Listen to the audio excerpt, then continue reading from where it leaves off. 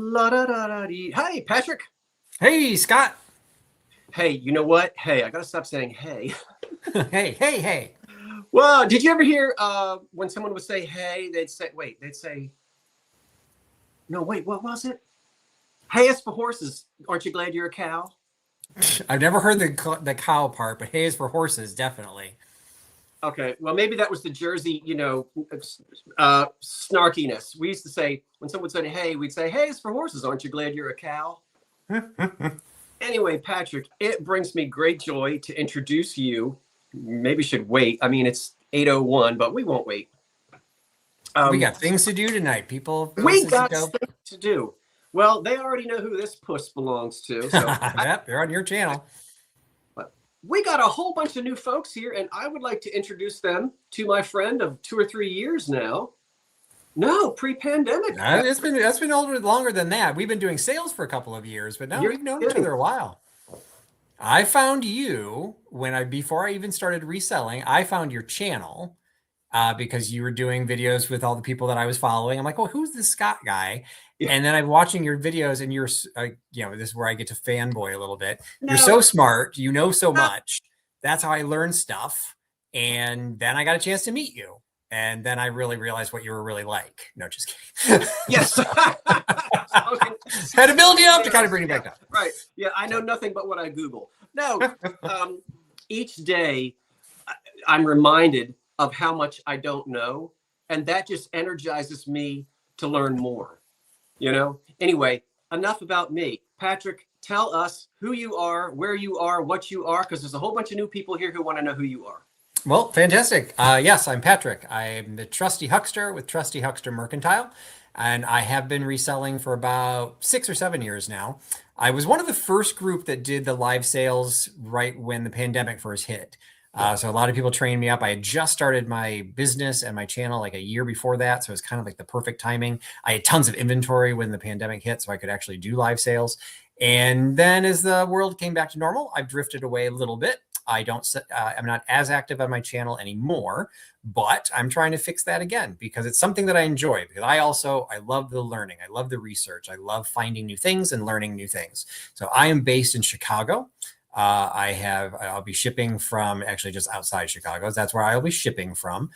Just like Scott, I use Pirate Ship to try and get the best rates. I will combine your shipments. Obviously, I'm not going to combine with Scott because he and I are not in the same state. This is a part-time job for me. So this is something I do on the side for fun.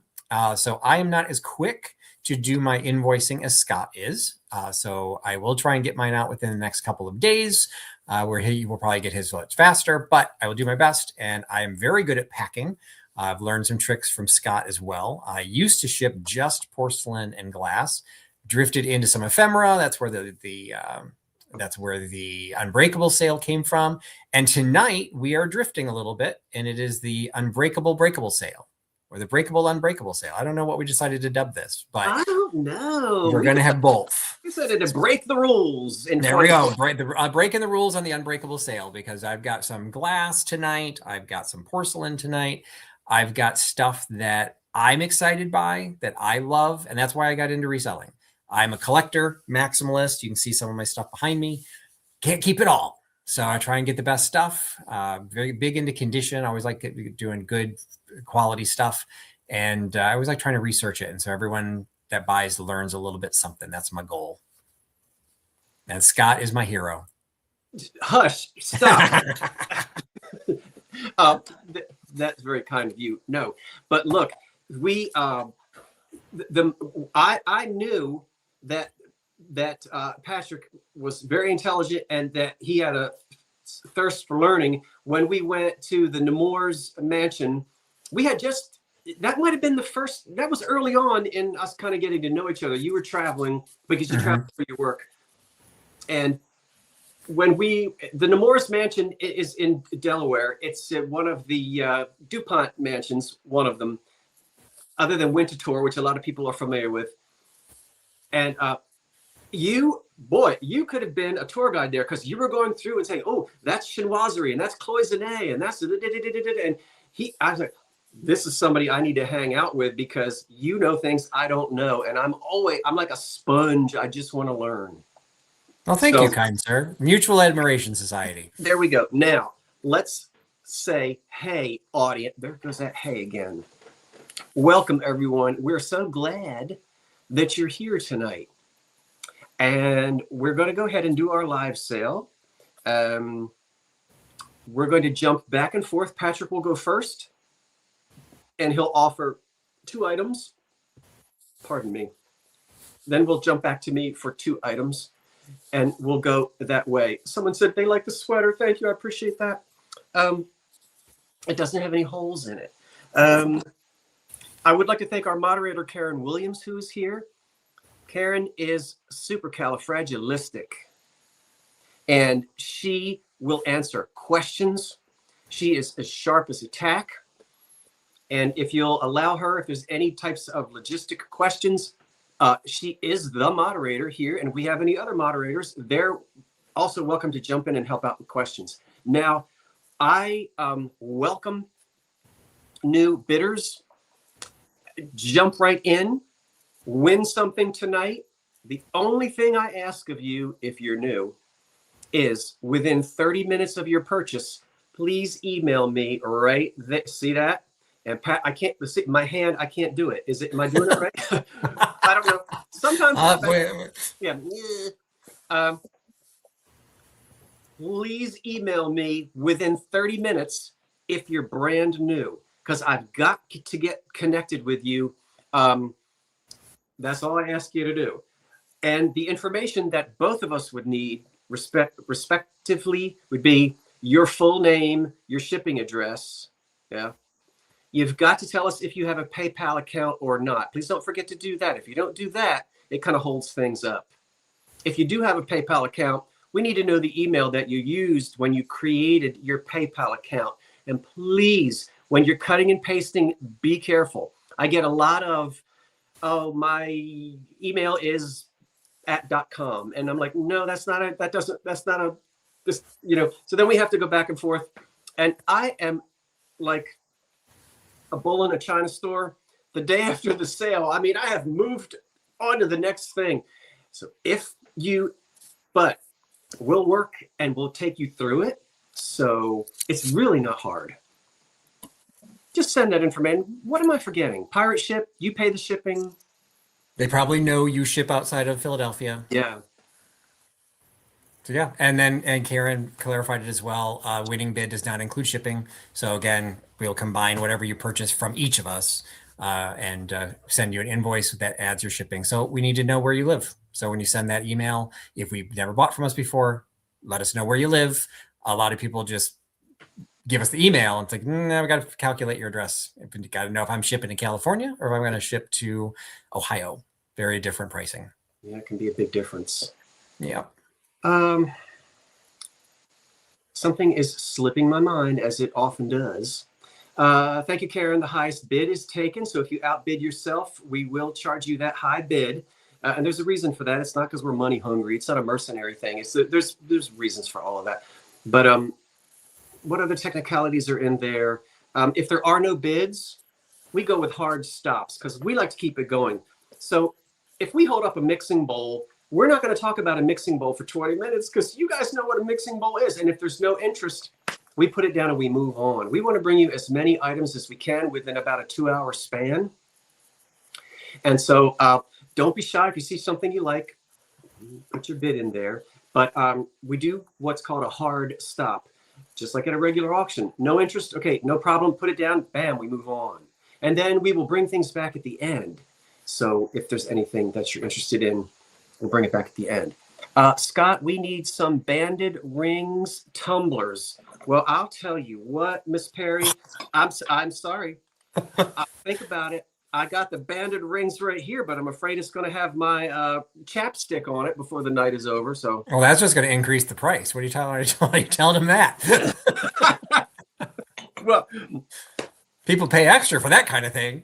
Right. Now, when you said banded rings, there are rings that are painted and then there are rings that are embossed. So you send me an email and let me know which kind you need, the embossed ones or the painted ones, and I will get you straight. Okay. Patrick, I see no reason why we shouldn't rock it and roll it. Let's get started. 10 after. I am going to blow you up, and I'm going to be quiet. All right. And I'm going to start with my first breaking the rules breakable item. So this is one Scott and I actually talked about earlier this evening. I put this out. If you don't follow me on social media, I am active in Instagram as well as YouTube, Trusty Huckster Mercantile. And I put this out trying to ask for help in identification. Before I give the starting price, I do want to point out, because I'm very big into condition, is when I bought this, I thought there was no condition issues at all. And you can see the feet, they're molded right into the edge. However, as I was getting ready and photographing it to figure out what it was, you can see the very corner of this foot has been sheared. So I did not even notice that. There's a couple of very, very light flea bites as you feel around, but there's no cracks, there's no chips, but that is there. So this is starting at $12. So it's a $12 start. Oh, that's right. I have to put that in. I'm sitting Yes, you do. I'm sitting here eating peanuts thinking. Don't run away. Okay. So it's a $12 start, but now you know that's why I'm starting it low, is because it does have that tiny bit of damage. But if you look at that compared to that foot, you really, that's why I didn't notice it, being perfectly honest. But it's damage. So it does detract from overall, but it doesn't look bad when you set it up. Now, right. When I did Google Lens is my friend, and I shouldn't have gotten rid of some of my research books. The flowers, the roses that are in there are embossed into it. So it's not etched, it is not wheel cut. It's all part of the mold. In the middle is kind of a scallop design, which every time I put it into Google Lens was pulling it up as a daisy. I don't think that's really a daisy, because if the roses look like that, I don't think the daisy is going to look like that. That's my personal opinion. I just think those are scallops. The edges are rounded. I found another version that had these pointed.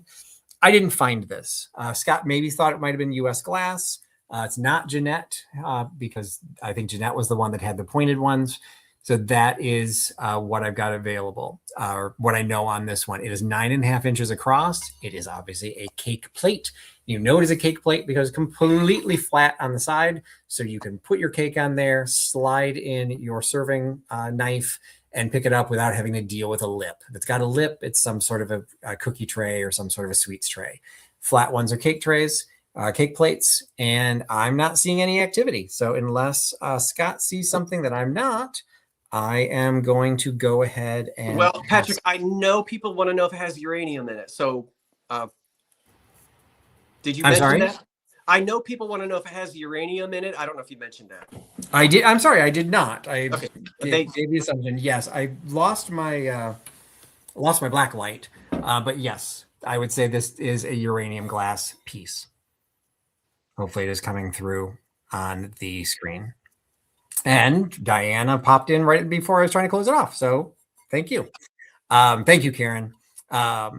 So this is, and you can see the difference between the top and the bottom. That is one that is not often found. The Jeanette pink and the green with the sunflower is found very frequently. That one, not so much. It's wonderful. Depression. Thank you, Scott. And thank you for saying that, because that's why we couldn't find it. Yeah. So yeah. No, that it's one of those cases. I can't say, is it rare? Just because I couldn't find it on Google Lens, yes. But it's, I appreciate, your background with glass like this is far beyond mine. So I appreciate your input on that. That one is just more difficult to find. I do see a couple bids coming in, but I don't want to spend a lot of time on it. So I'm going to go ahead and count it down. So right now I've got the high bid is from Miss Jackie. Oh, it just changed to Miss Jackie, $15, 10, 9, 8, 7, 6, 5, 4, 3, 2, 1, and stop. And I'm watching my screen. Yes, you will be doing the stops. I appreciate that. The delay, which is still watching my screen to see what the delay is from Chicago to New Jersey. Yeah, it seems to change as the wind blows. Yeah, and there it is. All right. Miss Jackie at 15. Thank you so much, Miss Jackie. And I apologize, I don't recognize your name if you bought from me before, but if you could send me an email, I would appreciate that before the end of the show, next 30 minutes like Scott requests, that I can verify that. The next piece, I'm going into ephemera. I'm going to try and alternate between breakable and non-breakable. So this is ephemera is my thing. I love old paper. I love the possibilities for it, framing it, using it in collages, whatever. This one is a $15 start, and it is a 1930s era clippings book, and it's kind of like a coupon book.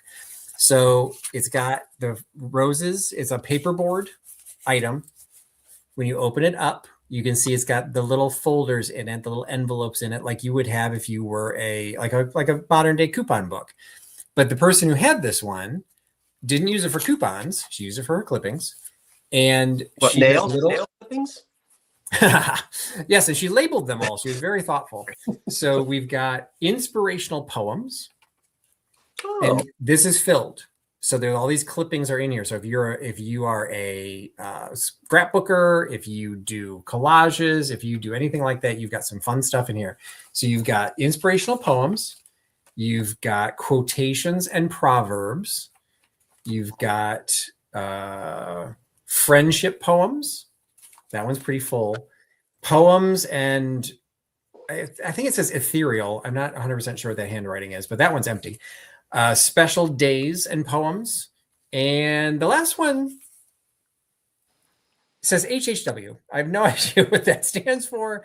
And that one's empty. So I'm not sure what she was clipping for the HHW, but I did some digging. Exclamation point. Yeah, she's very excited about her HHW. So I did some digging. I wanted to know the age of this. When I picked it up, I was thinking maybe 20s to 30s. Then I was looking at some of the clippings, like maybe it's 40s to 50s, because none of the clippings have dates. However, this is why I love research. So on this tag of Halloween graffiti, I've just completed my one-man day, whatever. On the back, it talks about the new collection of 1939 Ford cars. She happened to clip this ad out of a newspaper that was advertising. So at least the ad, so most likely the entire thing, is coming from the late 30s going into the early 40s. And there's obituaries in here. There's a little bit of everything. It's just a fun little item. One of those, I'm big into framing ephemera. This to me is like a little conversation piece. You put on your end table when people come over, they can flip through it, and it's just fun. And I agree, redhead chick, it is darling.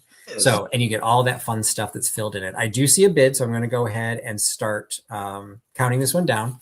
10, 9, 8, 7, 6, 5, 4, 3, 2, 1, and stop. Okay. And that is the 1930s clippings book, toenails not included.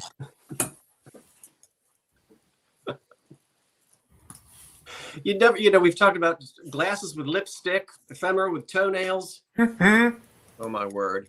The stop is in, and your winner is Christina at 15. Okay, and I missed the December sale. I'm still seeing YouTube is doing the weird extension thing. So I don't know if Christina, I've sold to a Christina before. So again, please just email me. I would appreciate it, just so there's no confusion of who is the Christina who bought from me. I don't recognize that weird extension. All right, back to you, Scott. Fair enough. Why don't we start at $15 for that? Okay. Now, the question is it or is it not? Is it or is it not what? Is or is you ain't my baby? No. Is it or is it not missing a stopper? I learned something new. I used to walk by these and thought, no stopper. Oh, I guess I just gave it away. It's not missing a stopper. What was it for? A water jug. Yeah. See the way it flares out here at the top? There's no chipping. There's no wear. There's none of that frosting, where they would sort of acid so that sometimes the stopper. So oftentimes these were advertised in the old catalogs for water. Now I see someone saying, no, it's red wine. I'm not going to argue with that. Serve red wine. I've looked at the old, what are they called? The like pottery and glass catalogs, some of the old pattern. I don't know. I didn't look it up. So, but absolutely put some red wine in it or water for the table. But the nice thing is we don't have to worry that it was missing a stopper. And I didn't bother to look this one up, but it's $15 start. And I think I think Elena Cunningham has the opening. You do have a $15 bid, yes. Yeah, it's crystal clear. It has a polished pencil on the bottom, so it was blown in a mold. It doesn't have any. It's got like a zipper pattern up. Well, that's not really a zipper pattern, but there's no damage on it. So nice and clean and clear and ready for red wine or water.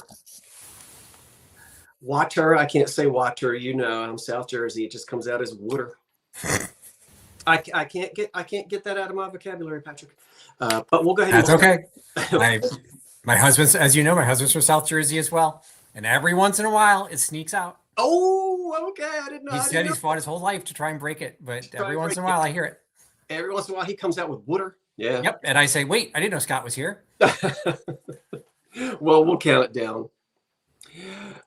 10, 9, 8, 7, 6, 5, 4, 3, 2, 1.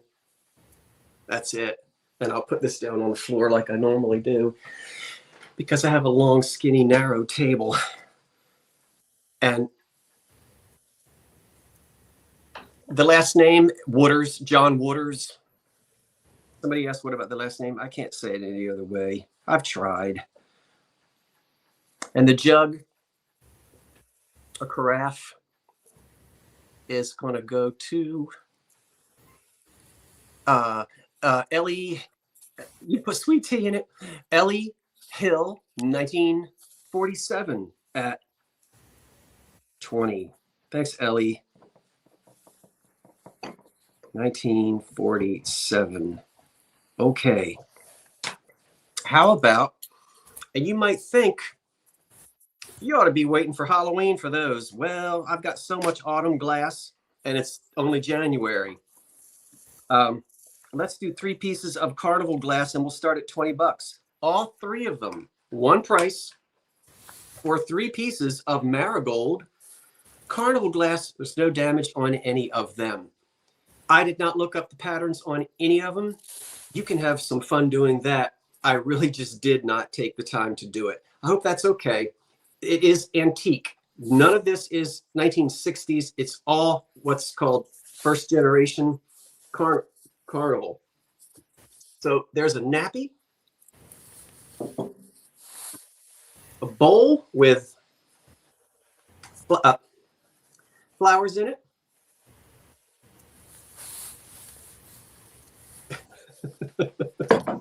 and another one that's embossed on the back side, and it's got pretty little flowers on it. So and Catherine's got you as our opening bid. Okay. Yeah, so I thought, you know what? Let's just go ahead. Why make them sit in the attic until Halloween? Because beautiful. It doesn't have to be used only in October. This is the most common color for Carnival glass. And you think about the era in which it came out. Electric lighting, a lot of folks were still using kerosene in the teens. This was just so bright and beautiful in the house and reflective. So these 3 pieces, none of them marked, all clear glass, which is I've never found a piece of Carnival in marigold that's not on a clear base. I'm sure there are exceptions. And the companies would be Fenton and Dugan Diamond and Millersburg. Norma, I did get your email. I did read your email, and I will write back to you. I hope that you continue to do well. So I'll write back to you, Norma. I saw your email. I just read it about 20 minutes before I went on the air. Thank you for reminding me. We'll count these 3. If there are no questions on them. Nope. Then we'll count them down. The high bid right now is Angelica at 26, I think. Yep. 10, 9, 8, 7, 6, 5, 4, 3, 2, 1. That's the way Patrick doesn't have to read my lips. And the iridescence isn't worn off. They're not chipped. Great for candy all around. I love Marigold Carnival. I really do. And it's so pretty mixing it with other colors. Well, go ahead. That was my 2. So before we wait and see who our winner is, I'll push the magic button, or I'll try to anyway. Good. I'm glad you're doing better. I am concerned about you. You stay off this ice for a while. Is it Elena Cunningham at 41? It's Elena Cunningham at 41. Patrick, Elena, thank you so much. I appreciate that. And hello, everyone who's just arriving. If you're just arriving, that's my good friend Patrick, the husky. No, wait. I was husky growing up. I've slimmed up a little bit. I better be quiet. The trusty huckster, and you got the floor. Thank you, Elena. All right. Going into another breakable. So this is a $20 start. Okay. And we've got a little bit of a trivia question for people if they've seen these before. So you've got a porcelain doll at the top. That is not wanting to show the detail. There we go. Got a porcelain doll at the top, but she has a brush at the bottom. She is marked Germany on the back. And the tip, she has a little card that's hanging off of her head that says table number, couple number, and tally. So she is a porcelain doll brush. Yes, Miss Sarah's whisk brush. So yes, it is a functional brush. And the idea behind this, and again, the tally card kind of gives it away. It is, you would have these at least one per table, if not one per person. So you actually, or one per couple. You can see there's a couple number on here. So when you had your bridge parties in the 30s, 40s, and then going all the way beyond, this probably dates to the 20s or 30s. You can kind of tell by her dress and her hair, but also the fact that she's just marked as Germany. You would have this at your little table, that you would have your little pencil, your little golf pencil that have an eraser on it. So you'd be keeping your tallies. And if you had mistakes, you could brush the eraser clippings, brush them away. And so this was admittedly originally part of a boxed set that had 4, and 2 of them matched.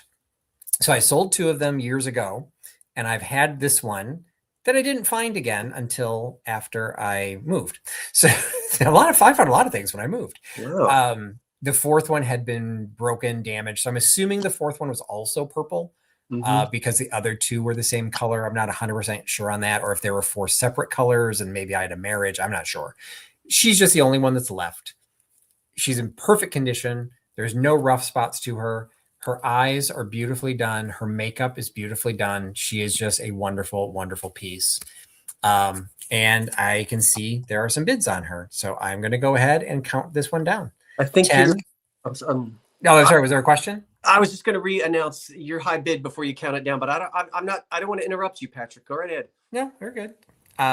Yeah, the tally card is going to normally be missing because once it's used, I guess you could erase it, but you can see this is like new old stock. This is even the tally card has never been used.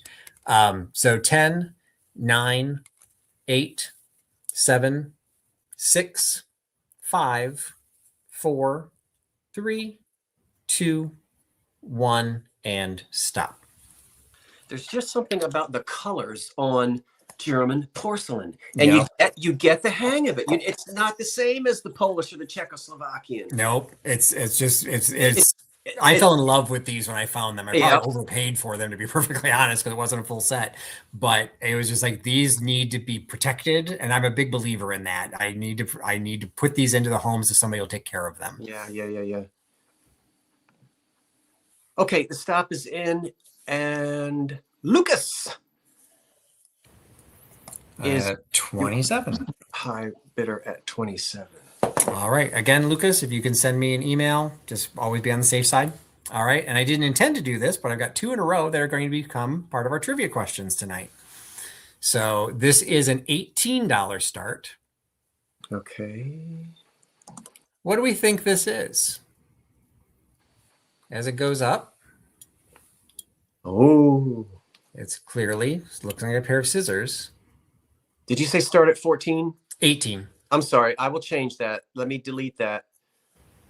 Remove. I have to remove my own message. Trying to jip you on my own channel.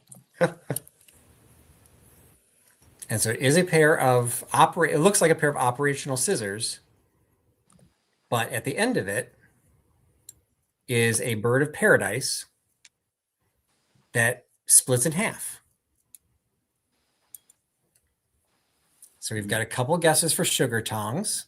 Okay. Oh, funny, you've got one for pickled eggs, because depending if I show it later, I've got an egg version coming later in the evening. Melody Morris has it. It is the candle snuffer. Now, what I had originally thought when I first bought this, I knew I had to have it. I admittedly thought it was a wick trimmer, because I've seen them like this, where it's got they're usually brass. Yeah. Where you've got the kind of the scissor action, but there's just like a little box that's on the top of one of the blades of scissors that you would trim the wick, and then it would fall into the little box.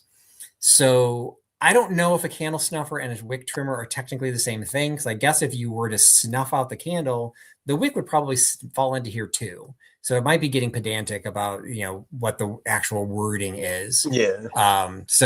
But that is exactly what it is. And I grew up, my grandparents were of a very different generation by definition. That seems silly, but they had very nice things that I did not typically grow up with in my own home. And one of the things they had were silver plated candle snuffers, and they had a couple of them. They had different designs.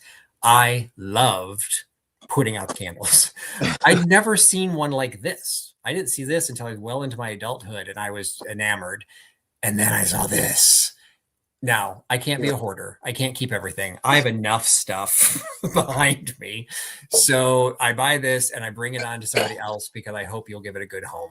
So it is not marked. At least I did not see that it was marked. It's got some great patina on it. I did not try and polish it up, because personally, I think I love it like this, because it shows it's been used.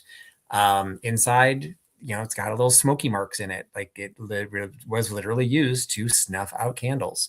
So I say it's a bird of paradise. Somebody else said it was a Roadrunner. I can't imagine they put a Roadrunner in brass, but I think with this weird little crest here, and his tail's too short to be a peacock, it's whatever you want to make it. There you go. You're giving it a home. You get to name him or her, whichever you would prefer. I see a couple bids coming in. I want to make sure that we keep things moving. So I'm going to go ahead and count it down. 10, 9, 8, 7, 6, 5, 4, 3, 2, 1, and stop.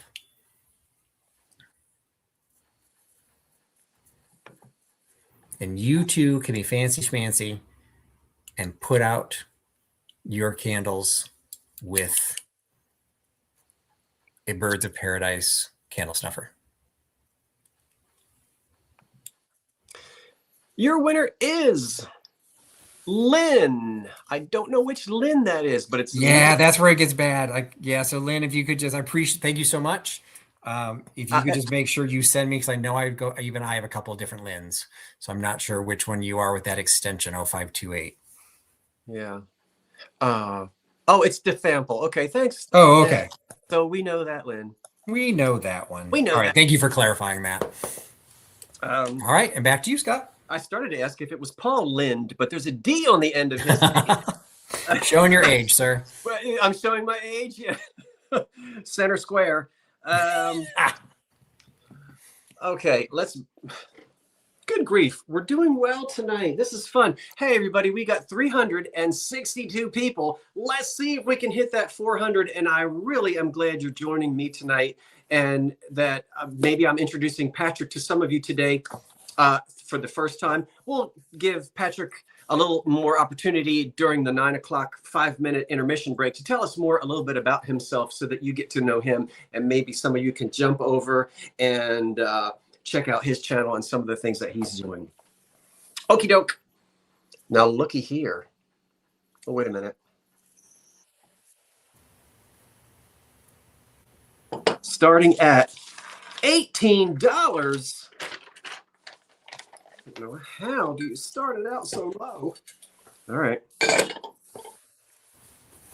$18. Now, what is it? It has a lid.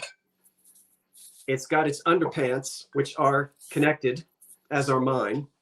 Although, no, I can remove it. Never mind. It has its underplate, which is connected. And what is it? Well, put your votes in. Anyway, it starts at 18. It is early American pattern glass. It was introduced in the 1880s. Wow. So it was 100 years old when I was in high school. This was made by the Bryce brothers of Pittsburgh, Pennsylvania. Karen Taylor, I think you might be right when you said honey, and I'm going to tell you why. The pattern is called Lorne, L-O-R-N-E. That's the original manufacturer's name for it. That particular company, Bryce Brothers, operated from 1882 until 1891. What happened in 1891? Okay, you know. These were butter/honey. And so literally on the EAPG database, they're letting us know, and you can see there, and I'll tell you what,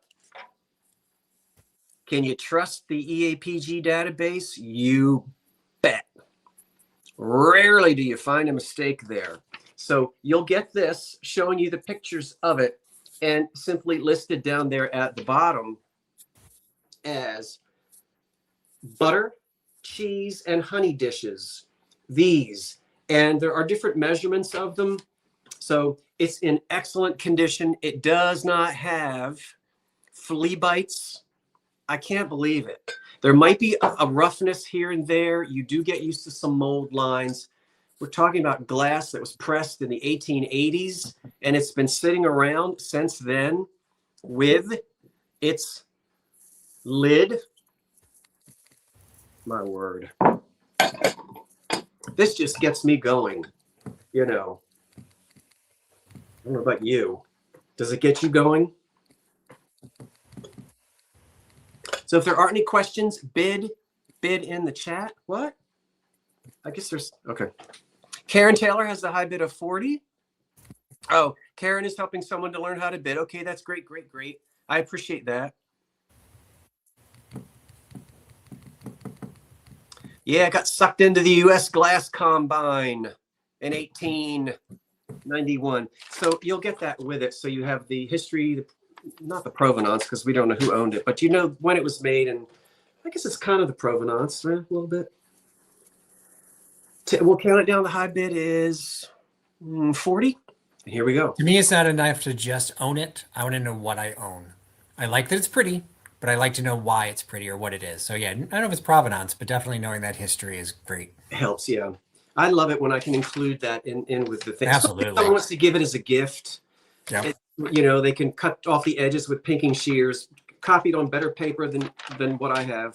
Yeah, this is not a piece. This is not a Hobby Lobby piece that you're just. No. So 10, 9, 8, 7, 6, 5, 4, 3, 2, 1. That's it. With the 1880s, Bryce Brothers, honey, cheese, butter, / deviled eggs.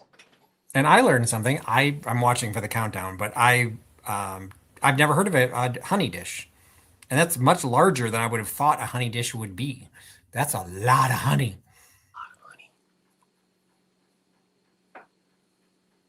It might look bigger on the screen than it actually is, but it does seem a little bit larger than one might think. So here we go, loop-de-loo. Here And we it's go. basically, it looks bigger than a gravy boat. It's about the size of a gravy boat. Okay, there you Yeah. go. Just saw it. It might Stop. look bigger. Yeah, it's about a gravy boat size. So it looks like Karen Taylor picks it up for 55. Karen Taylor, thank you.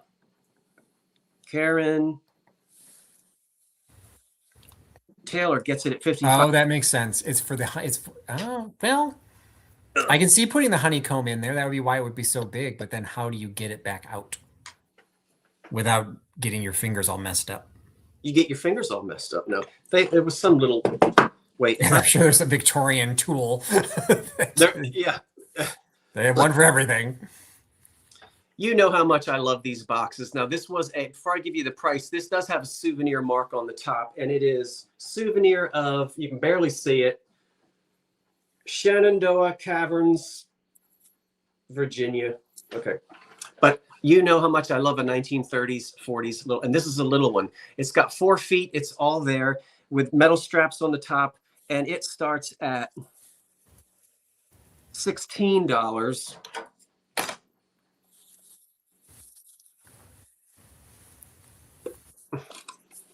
Well, wait a minute. I'm glad there's nothing in it. I mean, you never know. Of course, you know that.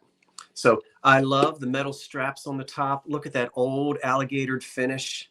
You know, that only comes from years and years and years of heat and humidity. Yeah.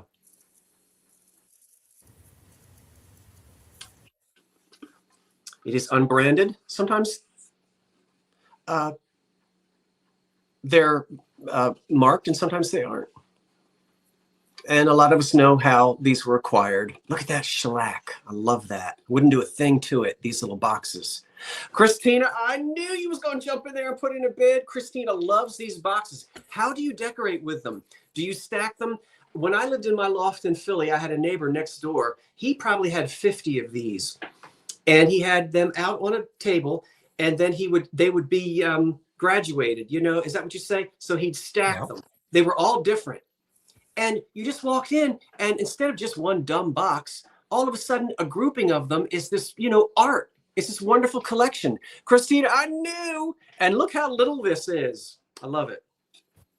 They're in your living room. Do you stack some of them? That's wonderful that you decorate with them. What does it say again? It says, souvenir of Shenandoah Cavern, something. Okay, we'll count it down. I love them too. You just open them up and smell them. Yeah. I do that sometimes with my old radios. I just stick my face in the back of an antique radio and smell it. If that could be a perfume or a cologne, I'd wear it. You know, old radio. He smells like an old radio. 10, 9, 8, 7, 6, 5, 4, 3, 2, 1. That's it. Or the smoke that comes out of my father's Lionel train. I'd wear that as a cologne as well. You know what? I'm giving away. I should get somebody in the perfume business. Patrick, this could be a racket. I don't know. All right. Did we have a I haven't. I need to refresh because I've got a very big lag. Oh, you do? Well, Yeah, you're still counting down. I'm just waiting for your countdown right now. There it is. Okay. Coming down, and we are stopping. And I'm going to refresh. Is Christina at 16? I think it might be. Yes. Okay. All right. I know which Christina you are, and I thank you.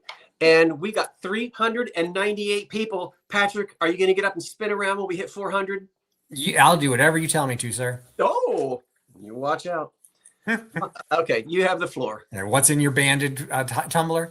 Maybe I need to be careful what you're drinking tonight. Oh, it's flat Coca-Cola. There you go.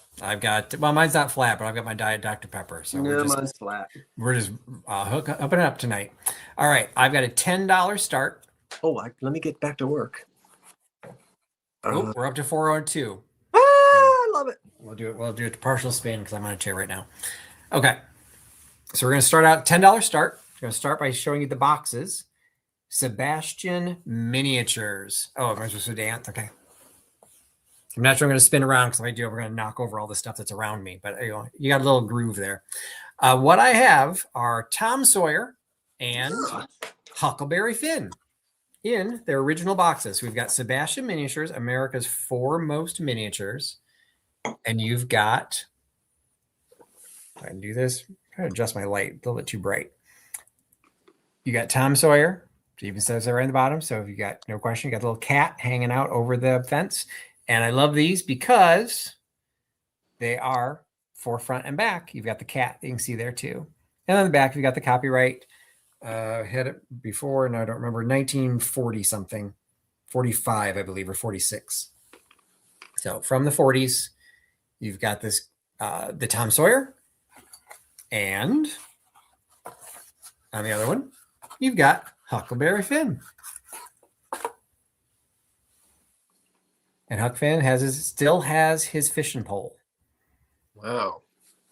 So you've got two miniature figurines. I personally was not familiar with Sebastian miniatures. So that gave me a nice little rabbit hole to go down. I grew up in the era of figurines. My Norman Rockwell collection was supposed to pay for my college. We all know how that went. So I love when I find things like this because this gets back into the days where people weren't buying them because they were supposed to become valuable. They were buying them because they were cute. And you just wanted something, these even had that little literary aspect going to them. Look, I've got Tom Sawyer and I've got Huck Finn. And if you recognize them without picking them up, you must be smart too. I love the fact that we've got the boxes, again, growing up in that certain era. If you had the box, it made them more valuable. So we had tons of boxes. And I agree, Norman Rockwell is underrated. His artwork is great. And some of those figurines were actually really well made. They just didn't have the value. Pause. I believe, Karen, that it is. Oh, it's a both. You get both. Choice. So sorry. Thank you. Yeah, I don't typically do choice. So yes, you get both. Thank you for asking, Karen. Yes, thank you for asking. That is an absolutely important question I didn't even think of. So yes, you are getting both of these for, I think we're at $10. So this is back in the days where you had these little decorative items. You didn't necessarily go crazy with them. Now you could add them to little vignettes. You put these in a kid's room, put these in your library with copies of the books. Hey, they're just cute, inexpensive figurines that are designed to be conversation pieces, which is like what most decorative objects are. Half the stuff behind me was not designed. Well, okay, the Austrian porcelain was designed to be showing off. Everything else is just, hey, this is what I have. And now people ask me questions about them all the time. And I love talking about my collections. And Patrick, add these to yours. Think about one of the very common and popular pieces of decor in those days, those little scroll cut sort of mahogany wall shelves that everybody had, Yeah. And then the ones with the little side shelves with the big mirror behind it. All those little trinkets would be on there. Absolutely. Something to dust. So now you've got little small things to go on those shelves. So I see a couple bids. So I'm just going to go ahead and start down. I'm not familiar with Mary's Moo-Moos. That's something I must have missed. But so you get both of them with their box, and they do have their names on the side. So they said right on there. So I wasn't making anything up, but that's what you get. So I'm going to count it down. 10, 9, 8, 7, 6, 5, 4, 3, 2, 1. They're 1946 and 0.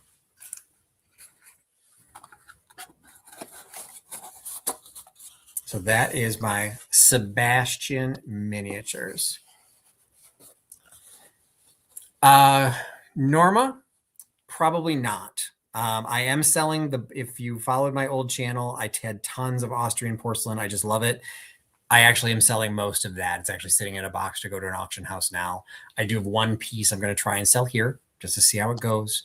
Those two pieces, the centerpiece bowl and the vase, those are by far my favorite pieces. So I will probably keep those just because I think they're gorgeous. But thank you for asking.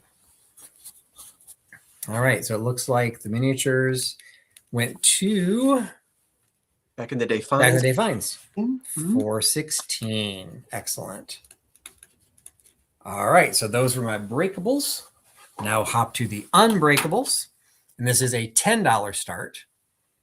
And what this is, had to do a little bit of digging, because what this is, it is a piece of non-woven fabric, which made me think maybe it wasn't all that old. But luckily, it has its original tag inside. Read Japanese? There you go. That way, that way. Or you can read it in English. So it is Japanese paper. Okay, so first of all, you get the outside, which is Zemlya, Zemliya.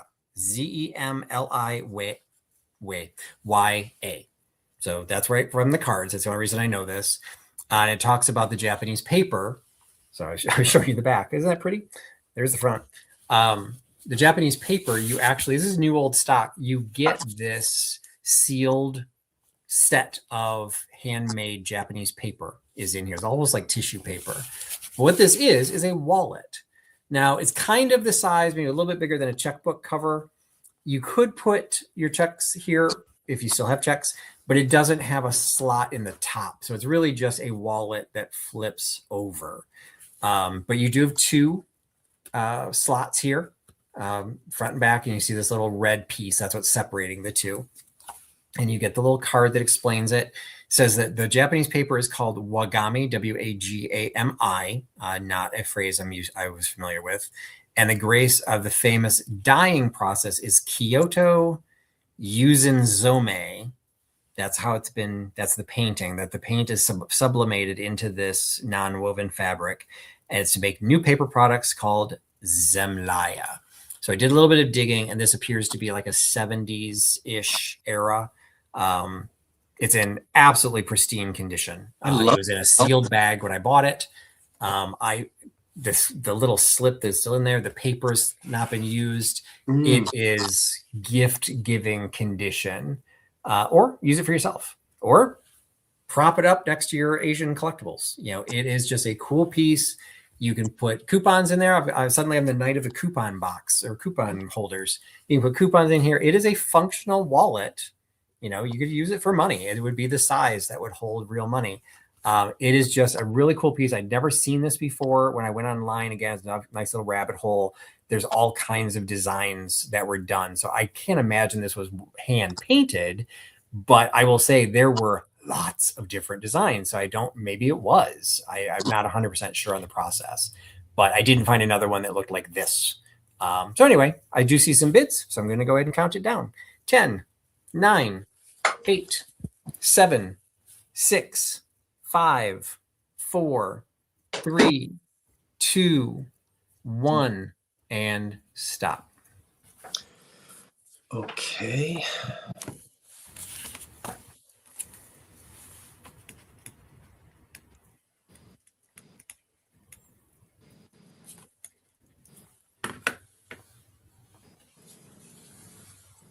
Okay, there's a stop, and Paula Westcott is your winner at 15. Paula, thank you.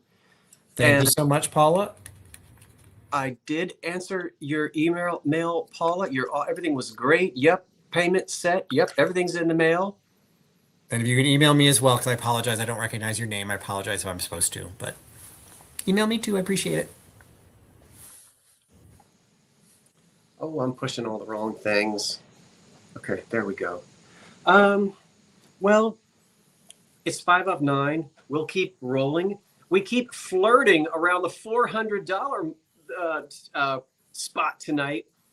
And thank you, everyone, for being here tonight. Patrick and I do appreciate it. Next, I have a French painting, which will start at $99. It measures 12 by 9. Measures 12 by 9. And I did not study French for one moment. So I'll tell you what, that's the artist. Is it backwards? You're cheating. Can you read it, Patrick? I can, very clearly. Okay. Edouard Lesource. I have no idea. That's the I took dude. Russian. That's the dude who painted it. You can see the years in which he lived. And the scene, let me see if I can pronounce this. This is a vintage oil painting of a Parisian street scene in Montmartre, depicting the Sacré-Cœur Basilica in the background. I don't know. You got Sacré-Cœur, right? That's the best I can. Well, I used to watch Hello, Hello. That's the only way. So good moaning. That's the only way I know. Okay, so you'll get these. There it is. Now, it is an original. You see the back of it? I bought this in a thrift shop not too long ago. Do you have any questions on it? I will try to get in and let you see the light.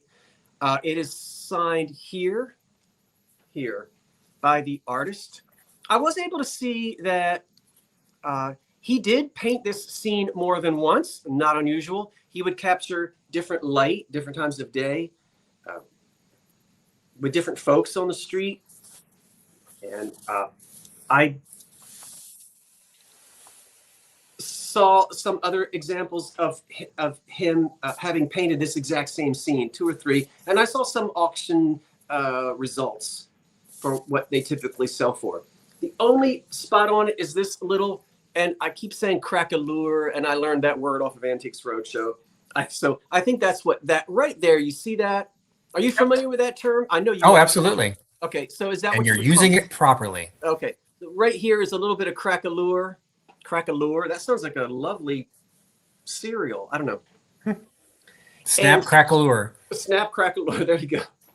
So it's a lovely little Parisian scene from a listed artist. And again, we're looking at we're looking if there's any interest tonight for an opening bid of $99. I'm familiar with why that happens. Jazz Minute has our opening bid of $99. It appears to be the original frame. Frames can always be changed. You can see now. I don't know what that is back there. You French people might be able to see that. I don't know. That might have even been a price up there. I can't tell you. In pencil. I can't. I just don't know. But it does not need to be cleaned. It's not covered in nicotine.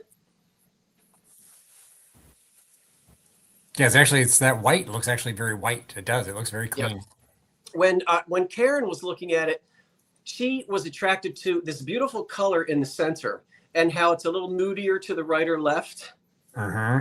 And I hadn't noticed that at first, but apparently this is quite often painted. So we have our opening bid of $99. And if there aren't any questions, I'll go ahead and count it down, but I'll give it a second just in case anyone does have a question. And again, that's our artist. And I think Anne might be saying that what it said on the back was 50 French francs, that it might have been the price. Okay. Thank you, Anne. I didn't know that. And that's the scene that you're looking at.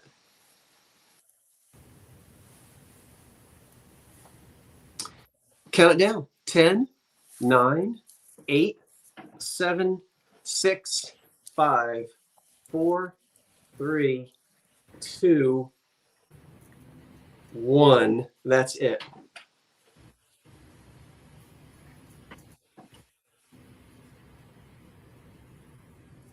Okay, let's put this over here so I don't step on it. Ugh. Okay, I don't know what I'm going to sell next. That's my struggle. They are shifting things around. Yeah, it's all here on the table, so. All right, seeing your countdown and stop. All right, looks like Jazz Minute, Georgia got a great pickup. Great. Now, Jazz Minute, I don't know you. So here is my email address. Would you email me within the next 15 to 20 minutes? Since you're new to me, and I'm pretty sure that you are. I'll check my email when I'm off screen. But Jasmina, is it Jasmina? I need your full name, And especially if it's different from the name under which you're chatting. Your email, your home address, you have to tell me whether you have a PayPal account or not. If you do have a PayPal account, I need the email that you used when you created your PayPal account. And I'm going to go ahead and be looking for your email to come in within the next 15 to 20 minutes. That's because I think you're new to me. So I thank you so much, Jasmine. Okay. Next, I'm going to start this. I think I had said I misquoted in my video at 25. I didn't mean to start it at that. We'll start this copper candelabra at 20. And I didn't measure it. Now there is a little bit of, it's not bent. It's not dented. It's unmarked. It has a mid-century kind of feel. 50s or 60s. I don't know. Dutch modern, American. I don't know. But I love it. I like the simplicity of it. It holds 5 taper candles. There is some oxidation here and there. You can clean copper. Of course, I would leave it as it is. I'm trying to keep my eye on comments as well. Where was I with all of that? I guess I should tell you how tall it stands. It stands just above 12 inches tall, just a little bit over 12 inches tall. And I do want to make sure that you see there are some little, oxidation places here. Of course, you want to leave that on, leave it. It shows its age, but it's not dented. You see here's a little bit of another bit of wear on it. It looks nice. The age is sitting well on it. It's aged well. You know what I'm right? You know how there's some people that just age well. I don't know. Anyway, this has aged well. And I think it's pretty. I just picked it up because I loved the simplicity of the design. And copper's always beautiful. Is copper back in again? I never know if copper's in or out. Hey, we're setting our own trends here. You have 2 people that are both at the opening bid of $20. So just for whoever, I've got Mark is technically first. So if Rising Phoenix wants it, you'll have to raise your price. Mm-hmm. Okay, so we have 2 people tied at 20, yes. And we're going to go ahead and count the candlestick down, and we'll see where it goes. 10, 9, 8, 7, 6, 5, 4, 3, 2, 1. That's it.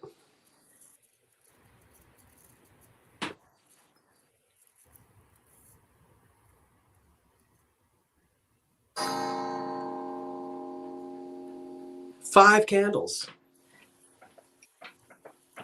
All right. That was a dramatic pause, and the clock spoke. All right, just seeing your hand.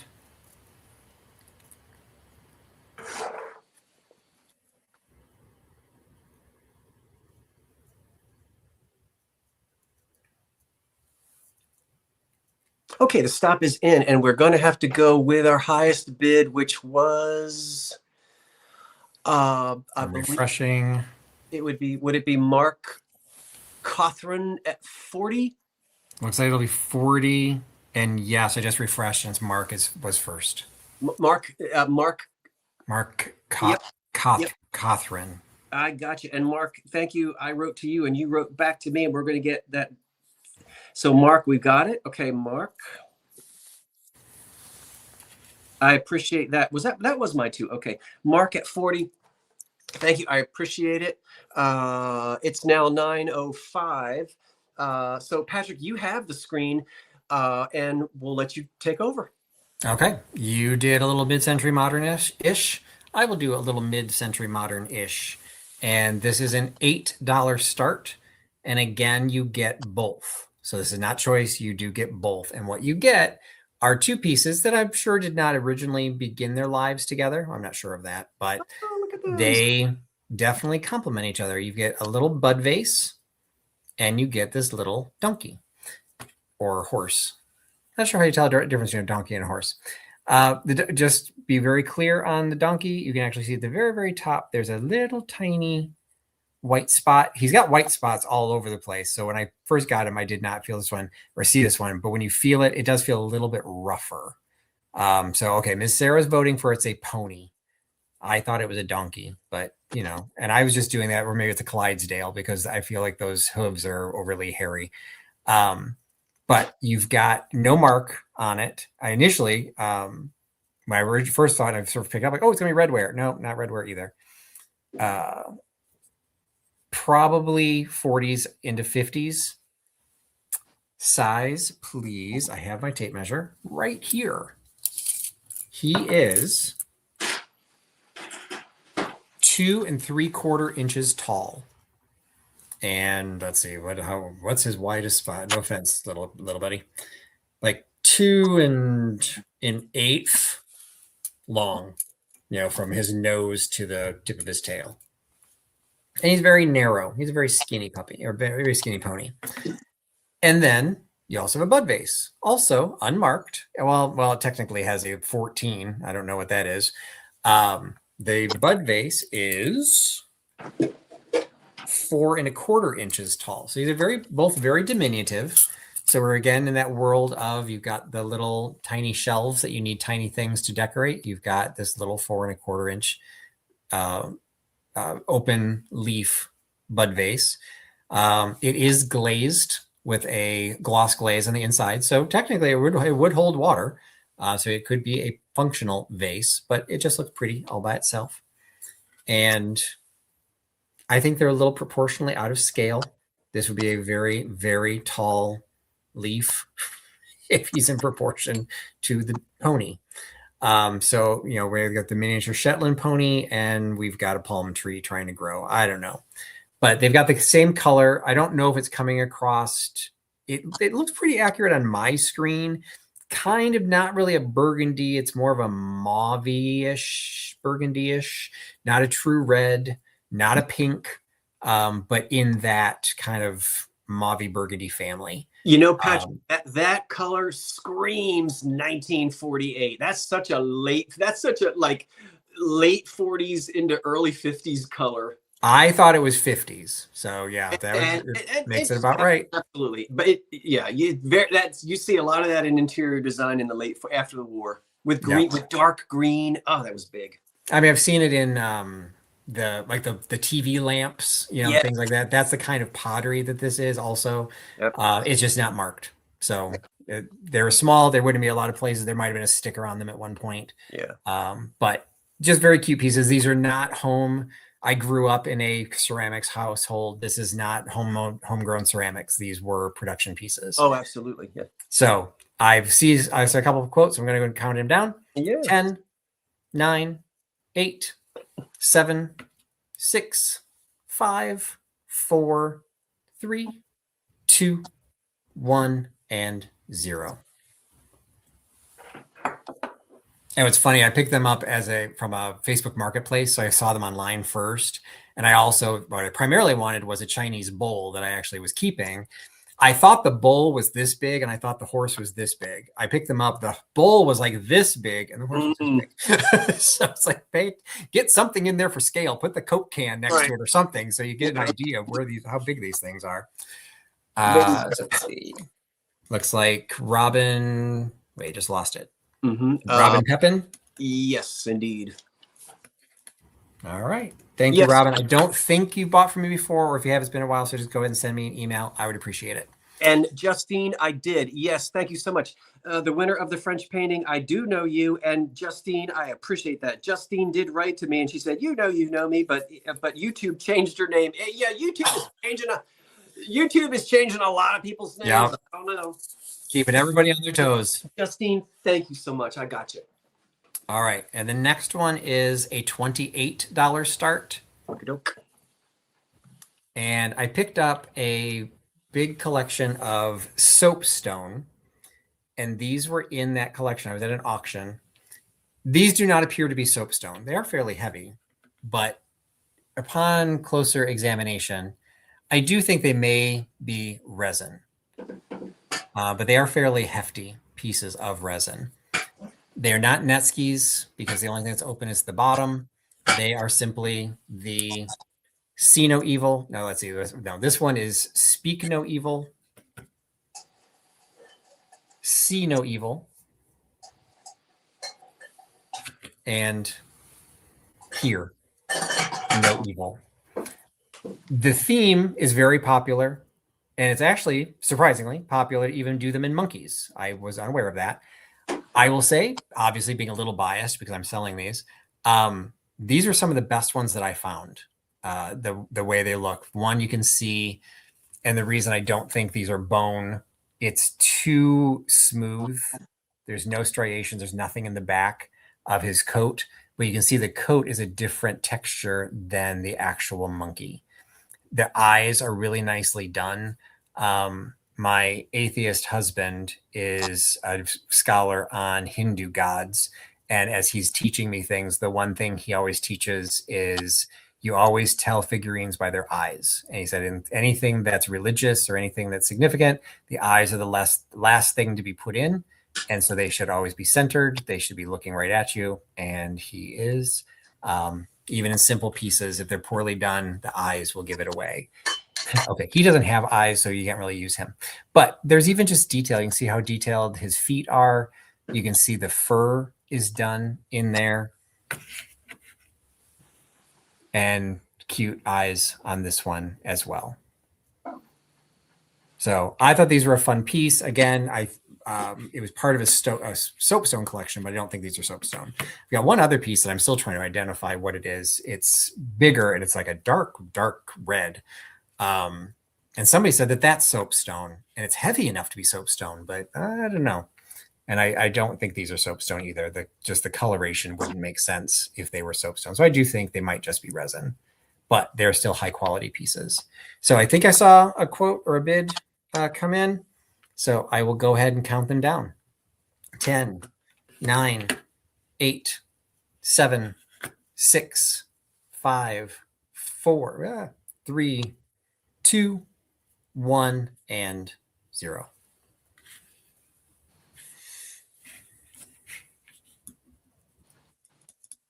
Okie doke. Hey, we're the monkeys. And that counted as my unbreakable piece for my 2 pieces. All right. What's that? Oh, I'm sorry. No, it's okay. So redhead chick. Was that who got them for 30 or 28? Good grief. Let me back up. I think that was the only bid. It's the only bid I see. Okay. It's Karen, can you I'm having a little difficulty here because yes. Thank you, Karen. And thank you, Redhead Chick. And your name does sound familiar, but I don't remember what your actual name is. So again, please just email me. Don't take offense if I don't remember. If you could please email me, I would appreciate it. Was that 2, Patrick? I didn't catch. Yeah, that was 2. Oh, okay. Then I'll go back. Okay, I'm on the floor. It's not because I've fallen. I moved my chair because I'm going to stand up, and I do not want to kick my chair into the china closet. Starting at $149 is this light fixture. Now, interrupt me, Patrick, because I can't see the screen. So if you see questions, throw them in there. You bet. This dates between 1915 and 1925. And I'm holding it this way because I've already loosened the screws on the top. There is no damage on it, and you're going to have to wire it for your own home, but I would want you to do that anyway. We'll go from the top down. What's often missing is the piece that goes up to the ceiling. You can see this can be connected to your ceiling. The chain can be lengthened. It can be shortened with ease. So we're familiar with the way these hang. Now, I'm going to go ahead and take this off. I've already unscrewed it. And then we'll look at the bottom and we'll light it up for you. I want you to know that it has 1 socket. This can be converted to 2 sockets. I'll tell you about that in a minute. Very easy to do if anybody wants to do it. And the parts would be bought at any hardware store or craft store. So that's what the glass looks like.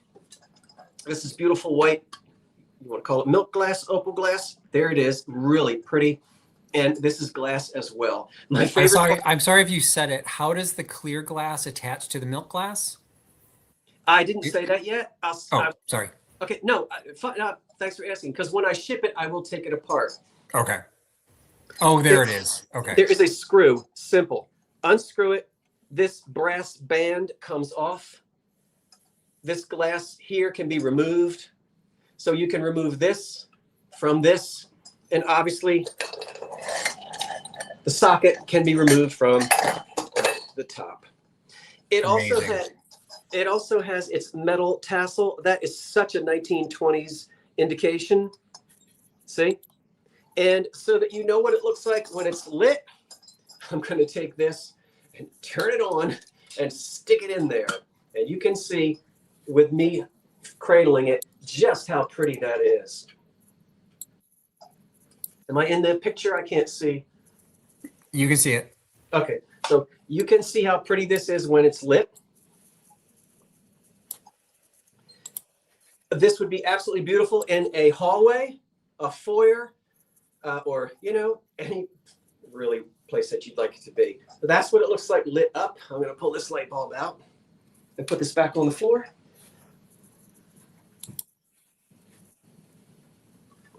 It measures about 12 by 12. It's a big guy. And this might have been for commercial use. It could also be for home use. And again, it's going to date from that period of about 1915 to about 1925. Roughly, we're in that era on this. Not really deco, but you're definitely in that elegant era of the very early 20s. So if there are no questions, I'm going to show you, before I sit down, that this unscrews, which means the socket unscrews. You can get a 2 or a 3-inch extension if you'd like. You could add a cluster of 2 bulbs if you'd like, so that there's not just one. That's totally up to the person who might enjoy this in their home. All right, so now I'm going to pull my chair back because I think I can sit back down without tearing up my giant closet. And are there any other questions? Everybody loves it, but no questions. Okay, good. I mean, not good, but I did a preview video on it, and I won't put this top back on, but if there are any questions, I'm going to go ahead and do a hard stop. So if anyone is interested, I'll give you the last couple of seconds. If you're interested to put in a bid of 149, and if not, Patrick, if you'll get ready with a hard stop, yeah, we'll then put this down, and then I'm going to move on to a piece of American Brilliant cut glass. So, Patrick, if you'll go ahead and put the hard stop in. You got it. On the floor.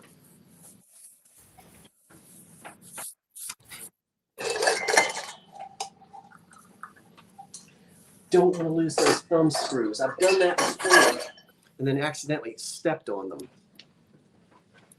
All right, next I've got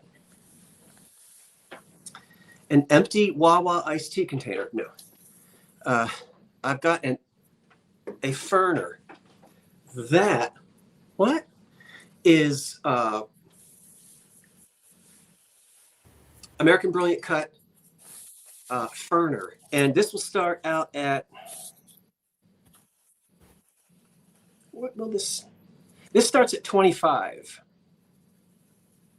All right, American Brilliant cut glass, roughly 1875 to 1915, roughly. It's not like a start and a finish. A ferner, so there's lead in it. So it's heavy and it's brilliant, and it's all been cut, hand cut by an artisan. And I love the strawberry. You seeing it? I see a strawberry with a hat on the top of it, sort of. You might see a heart. It has a few flea bites, which I expect around the outside of a ferner, because they often had a metal insert for you to put dirt in the metal insert, and then ferns would be planted in these. It was a big Victorian thing. They loved ferns all over the place. Today, it's very usable without the metal insert as a fruit dish or whatever you choose to do with it. So again, American brilliant cut. Excuse me, no cracks. This will date from the 1870s to, this sort of Titanic era. It's unsigned, as a lot of this glass is unsigned. And there are just a few little bit of roughness, felt more than seen. Condition is excellent on the American Brilliant Cut Ferner. And it has that lovely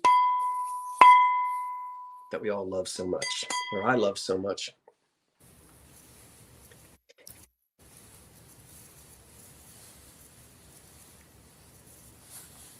I like the geometrics. I like the can't even speak. I like the geometric side as well. Oh, the sparkle on ABC is something else. And the feet are not chipped. I'm going to count it down. We have a bid of 25 on the American Brilliant Cut Ferner. Ferner, F-E-R-N-E-R. Wait, odd question. Can you file flea bites down? I'd leave it alone, PA Buzzard. You can. They're so minute, I'd leave it alone. I would. 10, 9, 8, 7, 6, 5, 4, 3, 2, 1. That's it. I keep hearing big clumps of snow that have just started to slide off the roof. Okay.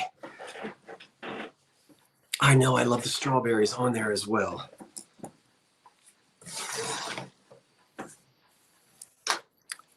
And the Ferner, I'm going to drink the rest of this Wawa iced tea, although it's been sitting out all day. Okay. All right. Looks like Angelica at 28.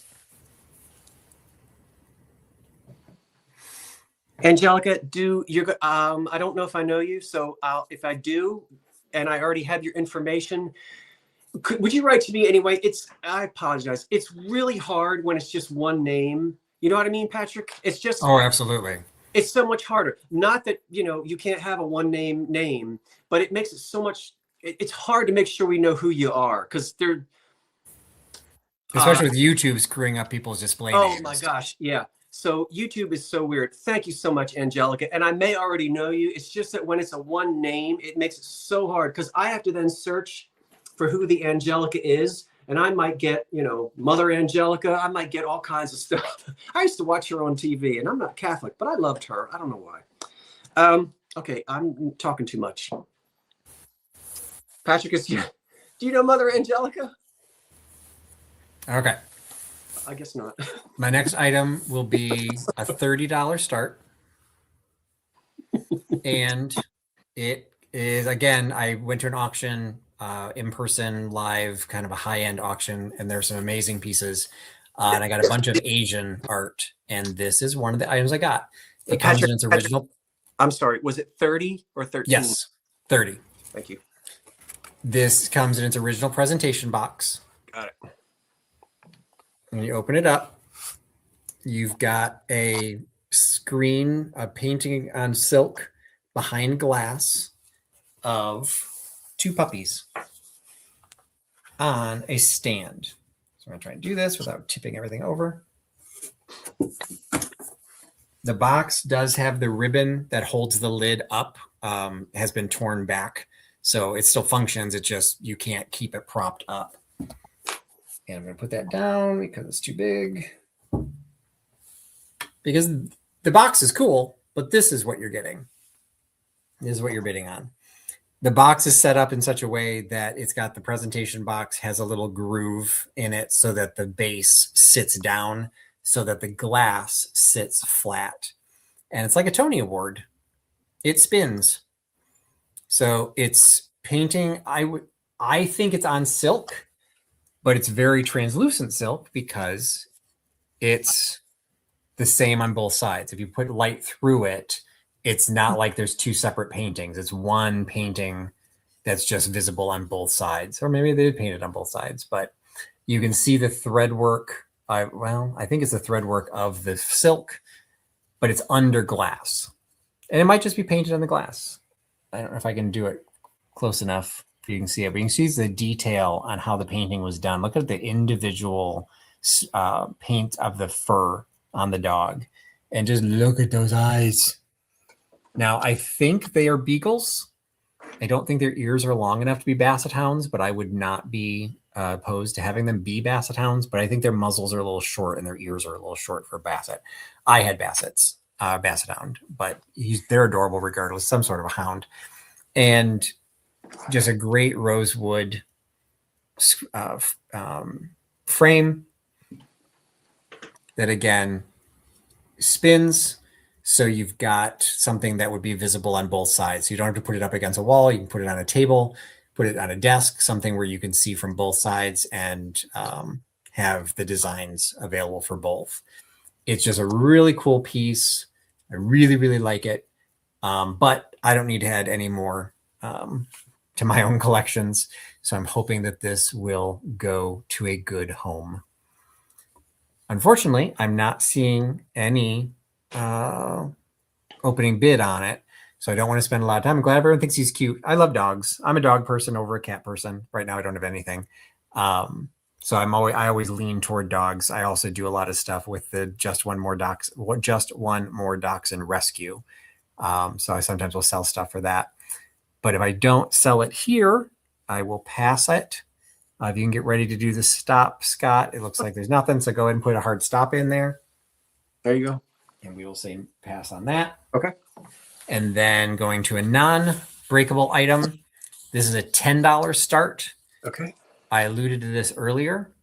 It is I kind of told you what it was earlier, so the box gives it away. It is Gentry egg scissors.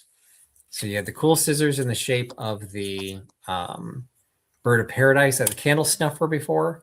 Well, now you've got a multi-purpose tool to cut the top of your soft-boiled egg. So you got an egg cutter. You've got a church key, so you can open up cans, and you've got a bottle opener. So you've got 3 in 1. How do I know that? Because the box tells me so. So you've got cuts the top off of a boiled egg with one quick motion. So you all those egg cups you have, go ahead and do the use this, and you get to cut off the top, and you can eat your soft boiled egg. And then it pierces cans, like I said, for the church key, or opens bottles. So again, did a little deep dive to try and figure out more information on this and the era that we are in. And there's no dates or anything on it. Based on the graphics, I would have been guessing 30s to 40s. And then I think I'm backing myself up with that because, where'd it go? Somewhere on here. There it is. On the very side of the box, it says Japan, not made in Japan, Japan. Now, this is something that George, the antique nomad, first introduced me to, and there's all kinds of dissertations on the internet. But in general terms, if it's something just says Japan, it's typically prior to World War II. If it says made in Japan, it's well after, because immediately after World War II, it would have said made in occupied Japan. So it supports the idea that this was probably a 30s/40s piece. Graphics, I think the box itself is cool. I'm hoping to sell them here because what I've discovered is that when things like this go into my booth, they get destroyed. Sharing this with Scott a story. I had I have a whole collection of Victorian era die cuts in my booth. They're all in hard plastic, the kind you put in to protect nice baseball cards, not like flimsy, really nice ones. And it was like $8. It wasn't super expensive, but it was a hummingbird. So it had a very long needle-like nose on it, pristine condition. Somebody pried it out of the case, took it out, and the nose was snapped off. It is now worthless. So I always have to be careful when I put packaging in it. Sturdy enough now, but let a couple hundred people handle it, it'll fall apart. So I was hoping this will sell here. Unfortunately, I do not see any bids on this one either. So I will find a different home for this one. If you can put a stop on this one too, Scott, I'll pass it back to you. 29. Okay. Here we go. Okie doke. I have a glass cloche. It's not an antique, but it's in great condition. And I know people like to do things with these. It'll start at 20 and it measures 11 by 6. And that's, what else can I say? And if I can interrupt really quick, Christy, I did see that you bid right after we did the stop. I'll just set it to a side, and if we've got time later in the sale, I can bring it back up at the end. We absolutely will have time. So it is glass. It's not scratched. It's not cloudy. It's not chipped. It measures 11 by 6, and it is on a wooden base. Not old. And I will take it off and let you see that the base is absolutely chip free. Look all the way around that base. See that? Jasmine's got you first. No chips. The base itself is nothing important in terms of the wood. It is stained a dark brown to simulate walnut or mahogany, but it's just a plain hardwood. You can see the bottom of it. It's got felt on it, and there's no markings on it. It's very nice. So it's all set for you crafters that put, I don't know what you do with these. I don't have any. I've seen them with stuffed birds in them from the Victorian era and, you know, that kind of thing. I'm used to seeing that, but it's unusual for me, but I found it and I thought, you know, somebody is going to want that. That's got a nice height to it. That's actually really proportionally very nice. What would you put in it? A banana? Personally, I would put a piece of glass in it, or a figurine, one of those like super decorative things that when people touch it, it breaks. Put it under glass. Gotcha. Okie doke. The high bid right now is 26. And I'll count it down. 10, 9, 8, 7, 6, 5, 4, 3, 2, 1. That's it. On the glass cloche.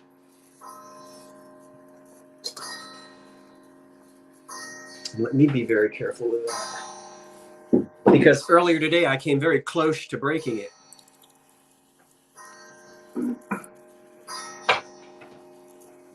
Yeah, that would be something if I held on to it for too long, I'm sure I would break it. Okie doke. That lovely item. And then I've got 4 magazines from the 30s. There's the stop, Justine Januszewski in Boston. Is that where you are? At 34. Gets it.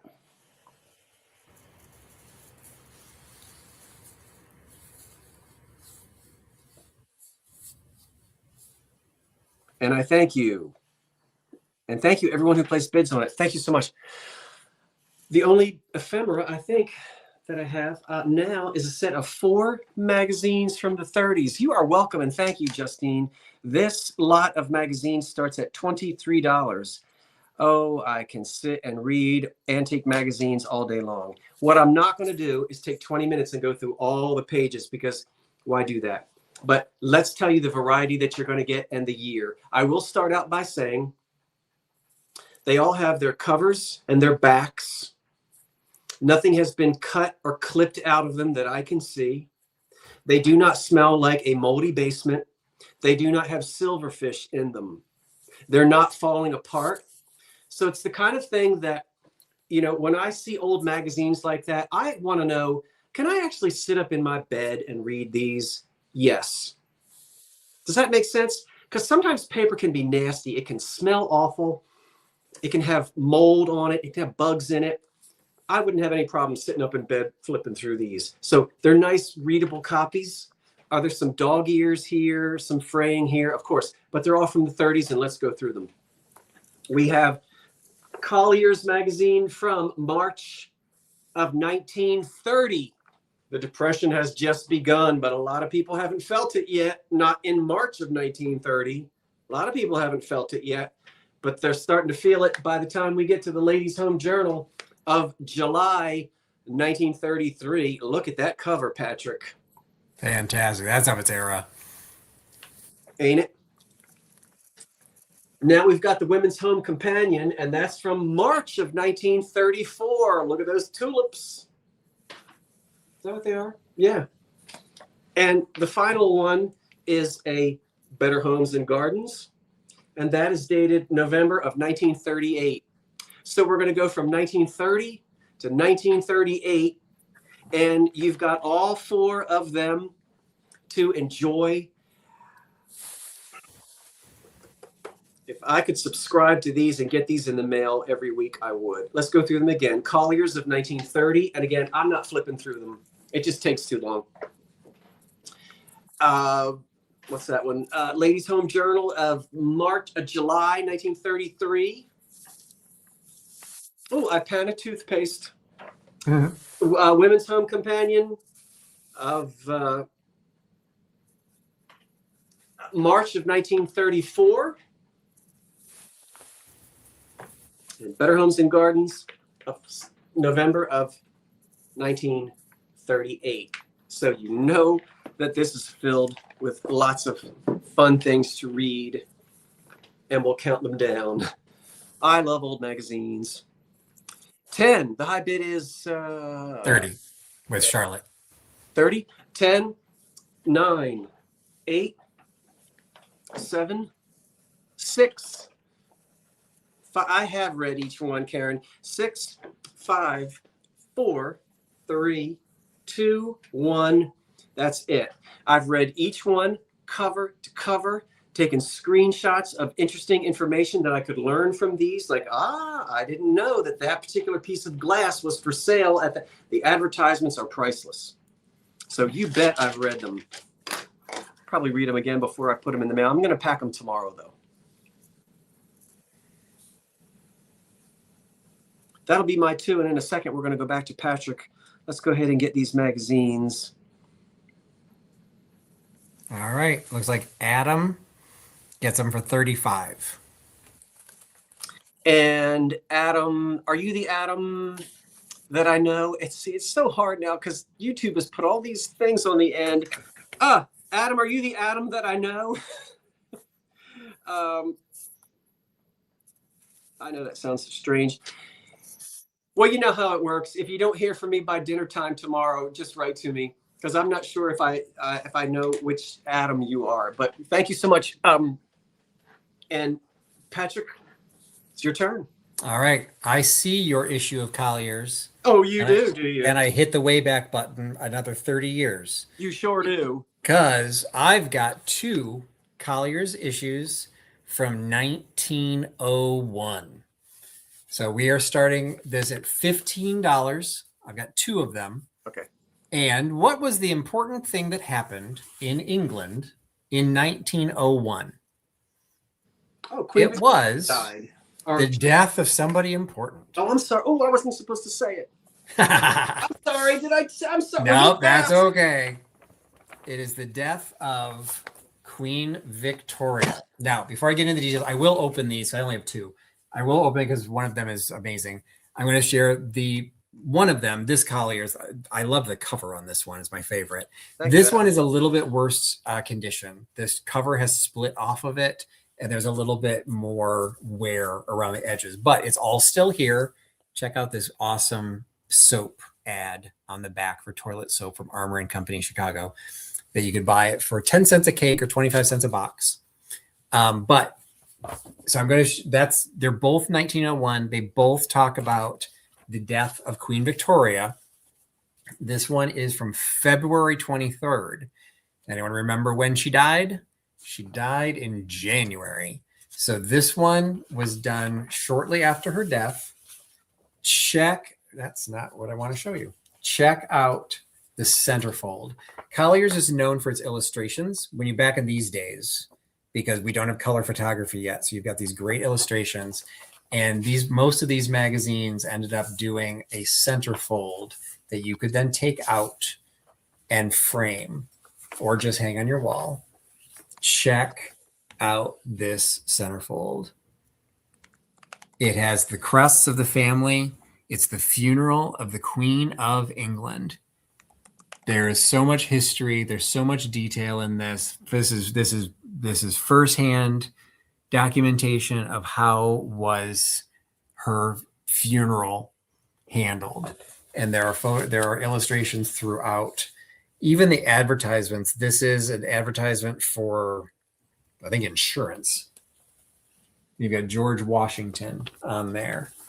The back, fantastic advertisements. Companies that don't exist anymore and companies that still do. Pure Quaker Oats. Inside front cover. A quarter century of success from the Prudential. So you got a full page ad there. But then again, I don't know why Collier's does this. I think because there's the British version of it. So they got kind of a separate, almost another title page on the inside. But that's from 1901. This is also 1901. Also talks about the funeral of Queen Victoria. It's centerfold, though, not to be sexist or gender specific, but check what guy would not want this in their man cave? The bulwarks of the nation. These were designed to be sold so that people that couldn't afford art in their homes could buy a magazine. This cost 10 cents. What I found fascinating is that later, the one you had, Scott, was 5 cents. So it was like 30 years later and it got cheaper. 10 cents. You could buy this, read it for the articles, whatever, but then take all these pictures and put them up on your wall, frame them, do whatever you want, because it'd be an inexpensive way to have art. I mean, the Schlitz ad, check out. We just don't get graphics like this anymore. Because of its age, all of the images are in black and white, so just be aware of that. But when you've got sleep for skin tortured babies, I don't think I'd want that in color. Nor do I think a marketing team would ever name their soap Cuticura. That sounds like a disease. Anyway, so you get both of them for one price. I think I did see at least one bid come in. So I will go ahead and count it down. 10, 9, 8, 7, 6, 5, 4, 3, 2, 1, and stop. Keep these flat so they don't get wrinkled. All right. Now, for those who've watched the sales before, okay, I see the stop now. So this went to Rising Phoenix. Is that who I see? Back up here. For 30.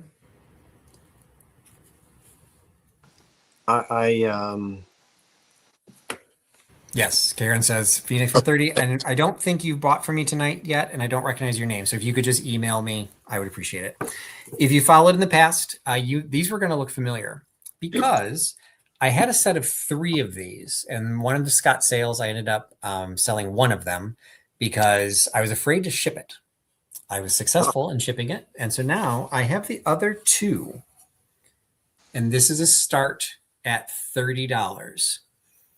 And what you've got is a pair of frames, possibly from the early 20s. I think the last time we went through this, Scott even thought they might have been earlier because of the polychrome and the design on the edge. So maybe we're talking about the teens. We've got 2 frames that have... I'm 30 or 39? I'm so 30. sorry. Okay, I'll fix it. That have convex glass. Concave curves in, convex curves out. So you've got bubble glass. Even if you don't like the frame, that bubble glass is expensive. It is hard. It is not available anymore. So Right. you've got 2 frames in perfect condition. They do have some artwork in them. The artwork is contemporary, I'm assuming. They're just still lives from somebody named J. Walton. So you've got a Chianti bottle and some fruit, and another fruit with a jug. Same person. You can have them. The other one, I took it out and I put a wedding portrait in there, which looked beautiful, by the way. But there are nails holding it in. So I didn't deal with that on this one. It's easy enough. You just pop the nails out. You've got I'm assuming the original backing. I wouldn't swear to that, but it does have a way to hang it. But again, I'm trying to hold it in a way you can see it, but you can maybe see my reflection. It is curved. This is not flat glass. This is convex glass, or bubble glass. Still clear, still perfectly done. They just don't put this in frames anymore. So if you have something like this, is one of those types of glass, you could have the hair wreaths, that type of Victorian thing that's dimensional. It's not, the frame itself wouldn't be enough for a shadow box, but if you had something a little bit dimensional, like those hair wreaths or something feather art, something like that's got a little bit of dimension that you don't want the glass pressing it up against it, that's what that glass was used for. And probably what it once held. It wouldn't have held these little sketches. The frames are in fantastic condition. There's a little bit of, I don't even think it's paint loss. I think it's paint that fell onto it, because there's some on the back too. I think that they might have been painting their room or something. And so there's a little bit of paint. I didn't try and get it off because I don't want to ruin, and it's only on the sides. So it didn't affect the front. The front has this great silver tone to it. And you can see at the ends where the floral designs are, there's a little bit of blue and a little bit of pink. So it's just, they are identical. They're both in great condition. And they both have, like I said, the artwork in there, which you can do whatever you want with them. And yes, I think ephemera would look great in these. I mean, you've got frames of the era. I can ship them back to back and just bubble wrap the heck out of them. The last one I sold, it made it. Yeah, it made fine. And I have a lot of practice in shipping glass and porcelain. So these are a little bit trickier because I don't want to put anything on the backside. So I just have to make sure they're built up in such a way that they do not, anything presses down on that glass. But everything I ship is insured too. So, again, you're protected regardless. Beautiful pieces. You get both of them. It's not choice. Again, you get both. Selling these as a pair and hoping they will go to a good home. So I see some bids coming in. So I'm just go ahead and count it down. So this is my second item. 10, 9, 8, 7, 6, 5, 4. Hold on, Patrick. Stop. Somebody Yeah, wants I to see stop. a very valid question that I meant to give earlier. The inside where the glass is that is displayed is 11 1/4 by 8.5, and the inset size is a little bit bigger because obviously you've got the frame on the front. The inset size where the cardboard piece is, that is 12 by just under 9 1/4, like maybe 9 1/8. So, decent enough for a standard size, 8 by 10s. What I did with the wedding portrait that I put in there, I put a solid piece of acid-free, scrapbook cardstock. And then I put the 4 corners, like those old-fashioned corners that you get for scrapbooking, put those on there, and then put in it was a bridal portrait. Fantastic. So, and it was an 8 by 10. So you got a little bit, I got a gold scrapbook page that went behind it. I had to cut it to custom size, but that's easy enough to do. So it's basically 9 by 12 is what's going to fit in here. So again, sorry, should have said that before. Thank you for asking. 10, 9, 8, 7, 6, 5, 4, 3, 2, 1, and stop.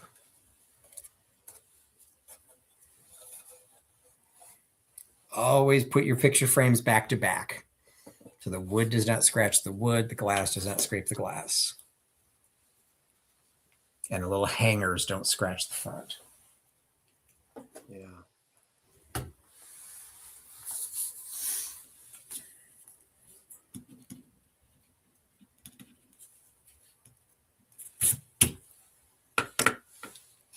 And I just saw Rising Phoenix's question. Yes, I do have I did get your email. Thank you for asking and verifying, Rising Phoenix. And I got a bunch of people's emails. So I echo for Scott, or say for Scott, we really appreciate you guys staying on top of that. I don't sell as often as he does. So a lot of the customers I just don't know. And unfortunately, I've had some deadbeat customers. So it's nice to have that confirmation that you guys are actually reaching out to us before the sale is even over. I appreciate that. Your winner is Lucas at 67. Lucas or Robin? Robin Pepin was at 58. Lucas came in afterwards at 67. Do you want to refresh it? I have Robin Pepin at 69. It's just whether she's above or before the stop. Oh, golly. Okay. Well, I must have made a mistake. Karen, could you jump in? That must have come in way back earlier. I've got Robin. No, it's right before the stop. I have her right before. I just don't know. Maybe she came after. Oh. At what price? 69. Okay. Robin. The reason Karen for that does say Robin. Okay. Yeah. I'm sorry, Lucas. It blocked it on my channel. I have the highest level of blockage. I just don't. Oh my gosh. How do we say this? YouTube does not like the number 69 house sophomoric. And I didn't even realize that. Yeah, let me come back. Lucas, I apologize. There are different, you can And I'm doing it on my phone. It did come through on my phone, and it looks like so on your too. On your computer, let me say this so that because there will be confusion. On your phone, you have certain settings. On your computer, you have certain settings. And there are settings for YouTube creators to flag. It's not that I flag the number 69. I don't care. But YouTube will flag things. And it flagged the number 69 because it is very sophomoric. It thinks we're all, 13-year-old middle school boys, I guess. So I didn't see it, but Patrick saw it on his cell phone. I didn't see it on because so that's why that happens. But Karen confirmed that's always what I want to follow, because sometimes, they're all time stamped at the same. So I appreciate, Lucas, your understanding. So yes, it does go to Robin Pepin at 69, and I hope you give them a good home. I love them, and I'm glad that somebody hopefully will put a good use to them. And for those of you who do social media, I am on social media. I love when people send me pictures of how they're using what they buy. I love if it goes, in situ. I will then share it on my page. Hey, vintage is supposed to be reused. Live with it. So you're welcome. I like to explain those things, because oftentimes when we see something that we don't understand, we can go down the garden path the wrong way, and we can get a hold of the wrong end of the stick. There's nothing funny going on. That's it. And it's really, YouTube will block the funniest little things, but 69, it don't like it. Well, actually, I'll share it. It happened earlier when you showed the cloche. I think it was Vintage Uprising said that or somebody was talking about Vintage Uprising, said Tammy would put doll heads in it. That comment got flagged. I had to release it so that everyone else could see it, but at least I had the option to release it. Like, it was totally innocent, but they saw something about doll heads and thought it was some creepy whatever. So Debbie says, I see the 69 bid in the chat. Debbie, I know that you do. That's not the issue. I don't, because I'm on a computer that has a certain filter on my eBay channel. So still, people don't understand that. You may see it and you think, well, why doesn't Scott see it? Because I own the channel on which we're broadcasting. And on my computer, that particular setting, that filter, that eBay filter, that YouTube filter is the highest level of filter to hide it. So let's move on. But that weird stuff happens, but it's not anything tricky. Now, I do need to say, Angelica, I have not gotten that email from you on the Ferner. I don't know if you're still here. but you're a new bidder, and I do need you to go ahead and send me that email. And I'm not trying to be a nasty guy, but Patrick and I, we've had this. I love my new folk, and all I'm asking you to do is during the show to send me your information so that we're not left hanging. Haven't Who are gotten you anything. looking for? I want to make sure she didn't send it to me. It was Angelica who won the Ferner, and that was a good, 15, 20 minutes ago. I've not gotten anything from you, Angelica, and I have refreshed several times. So try it again. You still And I don't think I have it either. So okay. Everybody else I've heard from. So there you go. You're welcome, everyone. So I thank you I am so appreciative. I just have to say, I know the auction isn't finished yet, but I am so appreciative that I cannot tell you. When folks step back, take a breath, and are not quick to jump, because so often folks will jump and say, ah! So thank you so much for understanding that weird things happen. Angelica, we've put the email address is right there, right here, Angelica. It's right under me. And I know that Karen has put it in the chat. So it's oldcuriosityshop99@gmail.com. That's it. It's right. Can you see it here? It's on the screen right below my lovely starched collar. So there it is. Don't be showing off. Well, yeah, that's because I'm too lazy anyway. I'm too lazy to button my shirt. What are you talking about? Okay, Paula Westcott is asking you if you got her email. I do have Paula's email. I was just going to do a cross-reference and make sure I'm not missing anybody while you were doing yours. Okay. But I do have Paula's. Okay, so Angelica, do you see it? Go ahead and send me an email because I want to make sure you get that Ferner. Yeah, okay. Let's do, let me sell, because I think I've got another, I've got a Buzza, Buzza, I never know how to pronounce it. These are very collectible. And why don't you make yourself full screen again? It's a motto, and it's dated 1927, and I'll read it to you. And I'm sorry, did you say the start? No, not yet. Oh, okay. I'm so appreciative. I can't say this enough. My goodness. So I'll just stop because people are going to get tired of me. But I thank you, everyone, for understanding that when there are things that seem wacky, there's usually a very innocent reason for it. Okay. All right, Angelica. Thank you, dear. We got you. All right. I'll read it to you. Yes, it is a Buzza. If you know, you know. Buzza. Bought at Woolworths, 1927. Let me read it to you. It is a motto, and it's in excellent condition. Did you give me the start? Oh, I so beg your pardon. $12. And I shall try to read it to you. It says, somebody cares.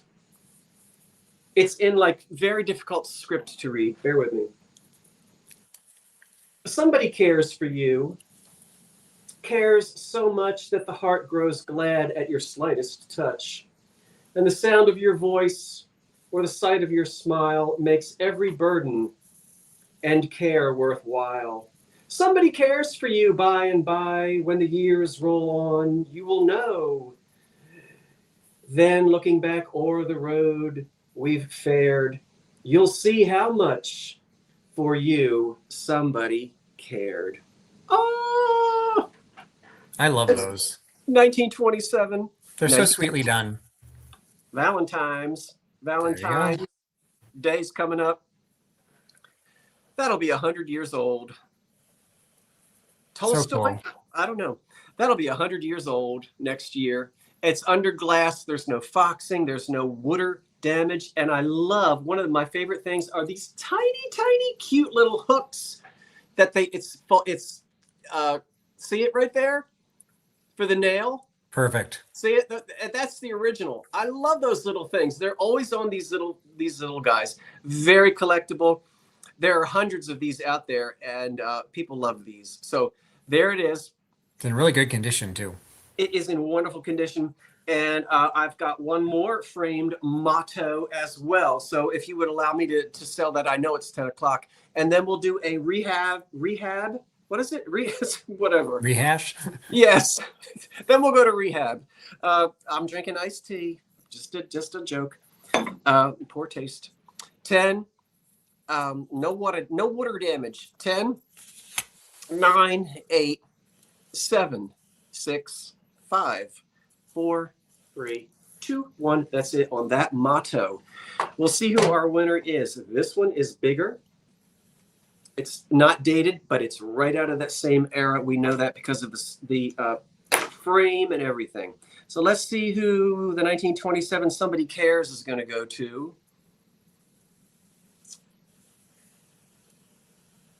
You're back in English 505 listening to poetry. You're very kind, wordsmith. It was kind of you. We just... so that motto is on its way to... Christina at 24. There's my Christina at 24. Okay, Christina, thank you so much. The next one is for June. Ain't that far away. Is a wedding coming up? Okay, this one's going to start at $12. Excellent condition. Oh, my word. It's fantastic. Look at that polychromed frame. You can't see it. Do you see the blue? Do you see that? Very nice. Yeah. It looks green to you. It's blue. Anybody who collects Maxfield Parrish prints or art prints from about 1915 to the mid-20s, late 20s, you know that stippling and that blue paint. We love it. Let's read this one. The Wedding Trail. May fortune gaily wind your path, a happy lifetime through, or sunny ways through merry days where happy dreams come true. And love go with you wheresoe'er its trail may onward press. To where love is, there too is peace and joy and happiness. Ah! So the Wedding Trail, I suppose you could give that to your loved one as an anniversary. Look at the colors back here. It's so 1920s. No foxing. What's foxing? When moisture gets in and you get little speckles. You know, like age spots. I don't have any yet, but I expect I'll get some soon. We don't have any foxing. No water damage, insect damage. The frame is perfect. The print is nice and flat. The original 20s paper on the back, which I love. And look, that cute little hook. They all seem to want to fall down that way, but I love them for hanging. You see it? Right in my Sorry, I'm checking my email. I'm not looking at your screen. That's quite all right. $12 and ain't nobody wants it. Redhead Chick has jumped in at 12. These are absolutely darling, and I pick them up anytime that I can. You know, we go to the Hallmark store today and we buy things like this. Well, people did that as well in 1922, 23, 25. Let's count this down. I didn't give you the measurements, but it's a good 12 by 8. Norma has the high bid of 12. This will be my last item for tonight. The only thing that didn't sell is the light fixture. I'm not going to show that again, but if you saw it in the preview and you're interested in it, you really want it, tell me and I will bring it back up for you. Let's count it down. 10, 9, 8, 7, 6, 5, 4, 3, 2, 1. That's it. Ignore my clock because I don't always wind it, and when I wind it, I don't always reset it. So I know it's a half hour off.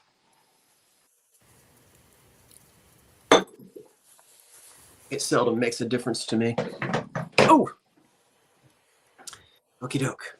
Ooh, who's that? Let me see if Angelica is writing to me. Not yet. Are you writing to me, Angelica? And I'm missing one person as well. Okay, we'll find. All right, do we have the... Yeah, but the stop went in, so it went to DB Firthcliffe Fines. Okay, I don't know you either, but I think you're new. Round of applause. Would you go ahead and email me as well, DB Firthcliffe Fines? We'll give you a couple seconds because I know we're right at the end of the show. So, but if you'll go ahead and email me, that's the email right there. If you don't know the information that I need, just ask, and our moderator extraordinaire will put it in there. So it's DB says, will do. Congratulations, you're new again, and that's great. And what was it? It was at 25? Yes. Okay, I'm going to go back to Patrick. I will be looking for DB to email me while we're on the air, and I'm still looking for Angelica. And then the only other thing I have is that 1920s light fixture, which starts at $149. If no one is interested, that's the end of me. Well, you know what I meant. So the one I'm missing, I think you might have. So maybe she just sent it to you. Christina bought the clippings. It was the second item that I sold. Yeah, if she is the Christina who bought the box, I have her info. Okay. So I can get that to you, but I know you're going to need it anyway, so that's fine. Yeah, so Christina, if you're here, go ahead and send it to me directly. But yes, I Okay. can get it from Scott. Yeah, that's easy. Some people think that because we're on the same channel, we get the same emails or whatever. We Right. don't. We have our own emails. So that's why I was looking for the missing person on mine. Sometimes people just get confused. So all good. Hopefully I can find Christina. And that was the one item. I have everybody else's. So thank you all. The only one that I have two things that didn't sell. One was the dog screen. I don't think I saw anybody asking about that. So that will just, I'll probably sell that at my booth. But somebody had jumped in and tried to get the egg scissors right after I stopped. So I don't know if you're still here. These were a $10 start. If anyone wanted to start the bidding on this again, this was the Japan, probably 1930s, early 40s, Japanese made gentry egg scissors, which give you the ability to snip off the top of your egg or pierce the cans or open bottles. And Christy Anderson Hendrick is still here. So excellent. Christy's got her first bid in. So this is for 10. Don't want to spend a lot of time on it. So if anyone new is here, the bid is for 10. You can raise that, but I'm going to count it down. 10, 9, 8, 7, 6, 5, 4, 3, 2, 1, and stop. So that was the egg scissors. I want to keep my two things of scissors separate. Okay. And Angelica, I don't know if you saw, I did just receive your email, and thank you so much. We are connected. I love it. Thank you. And then Christy, I don't think I recognized your name. So if you could also just go ahead and send me an email. That have a question on the dog screen. Does it open? You mean the glass? I don't see an easy way to do it. I mean, I'm sure it had to have come apart at some point. There's a seam on the wood. So at some point it was taken apart and put back, but it is not like a picture frame. You don't have a way to easily swap out what's in there.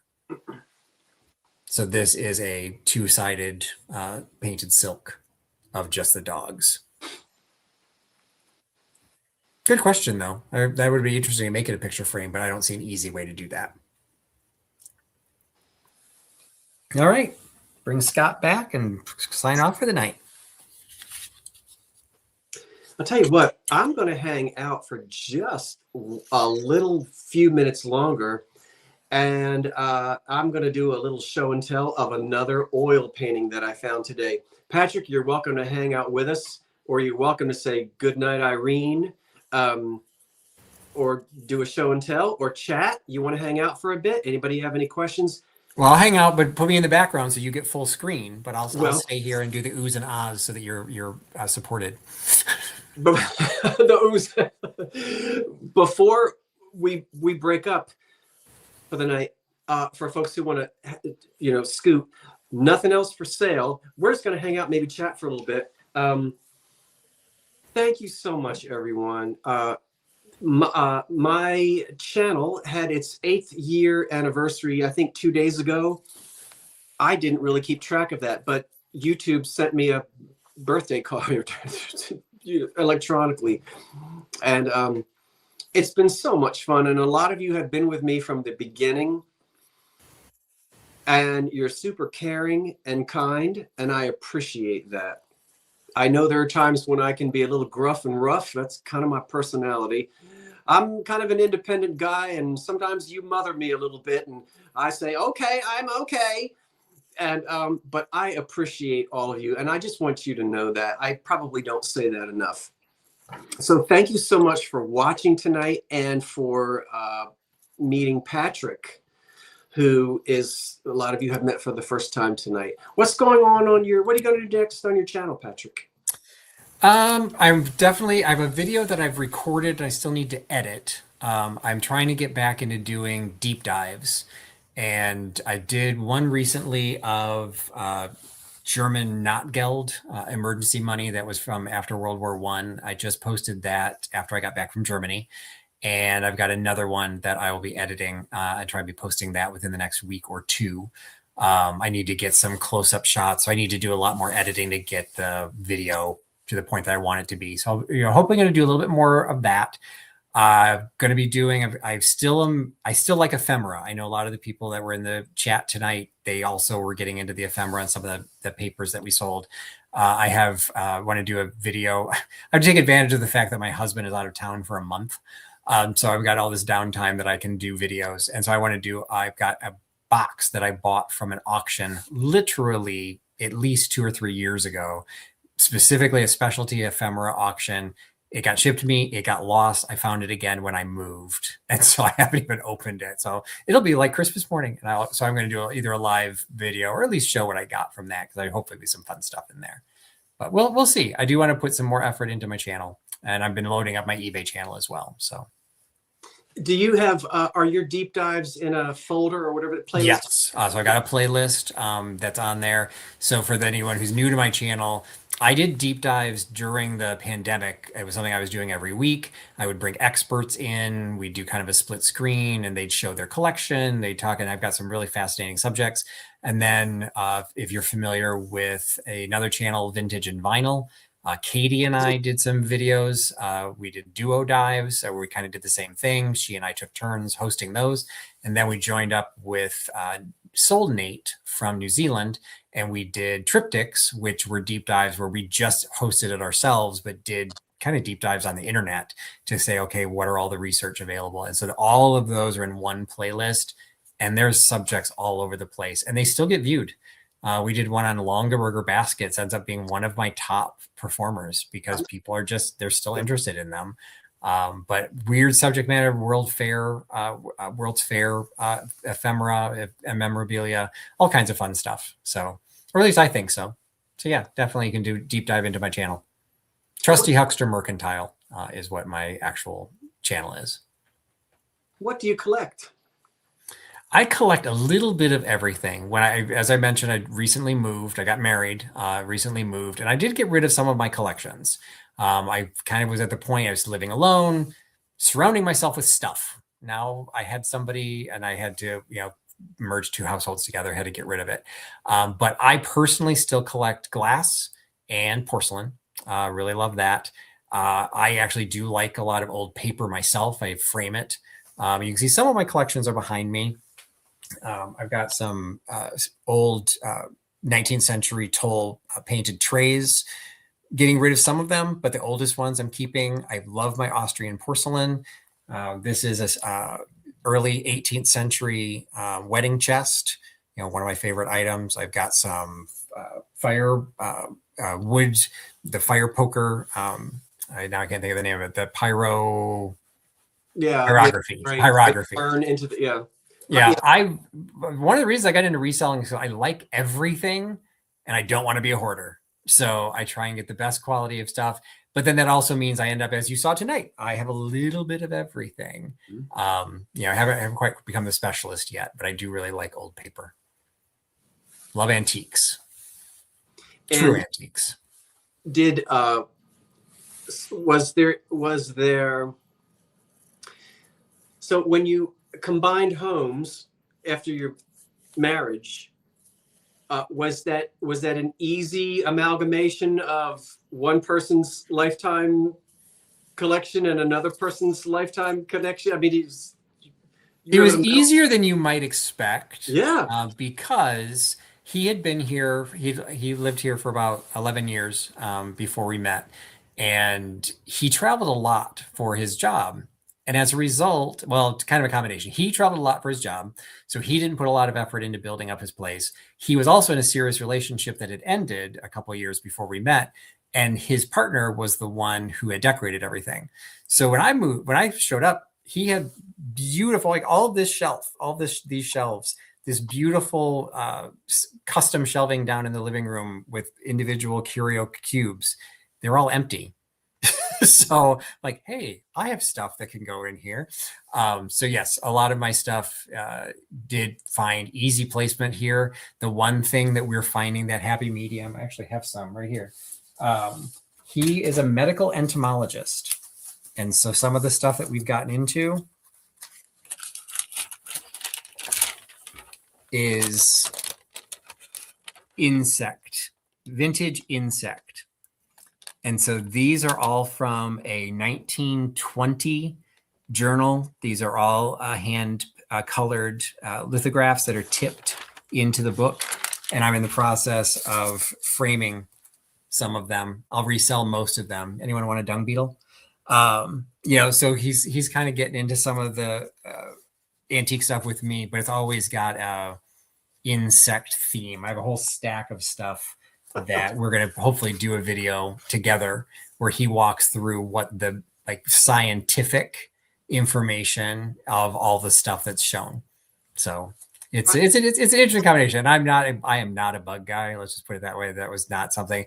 Now that he's gone, I've already warned all the insects, like new sheriff in town. If you fly in my face, I will kill you.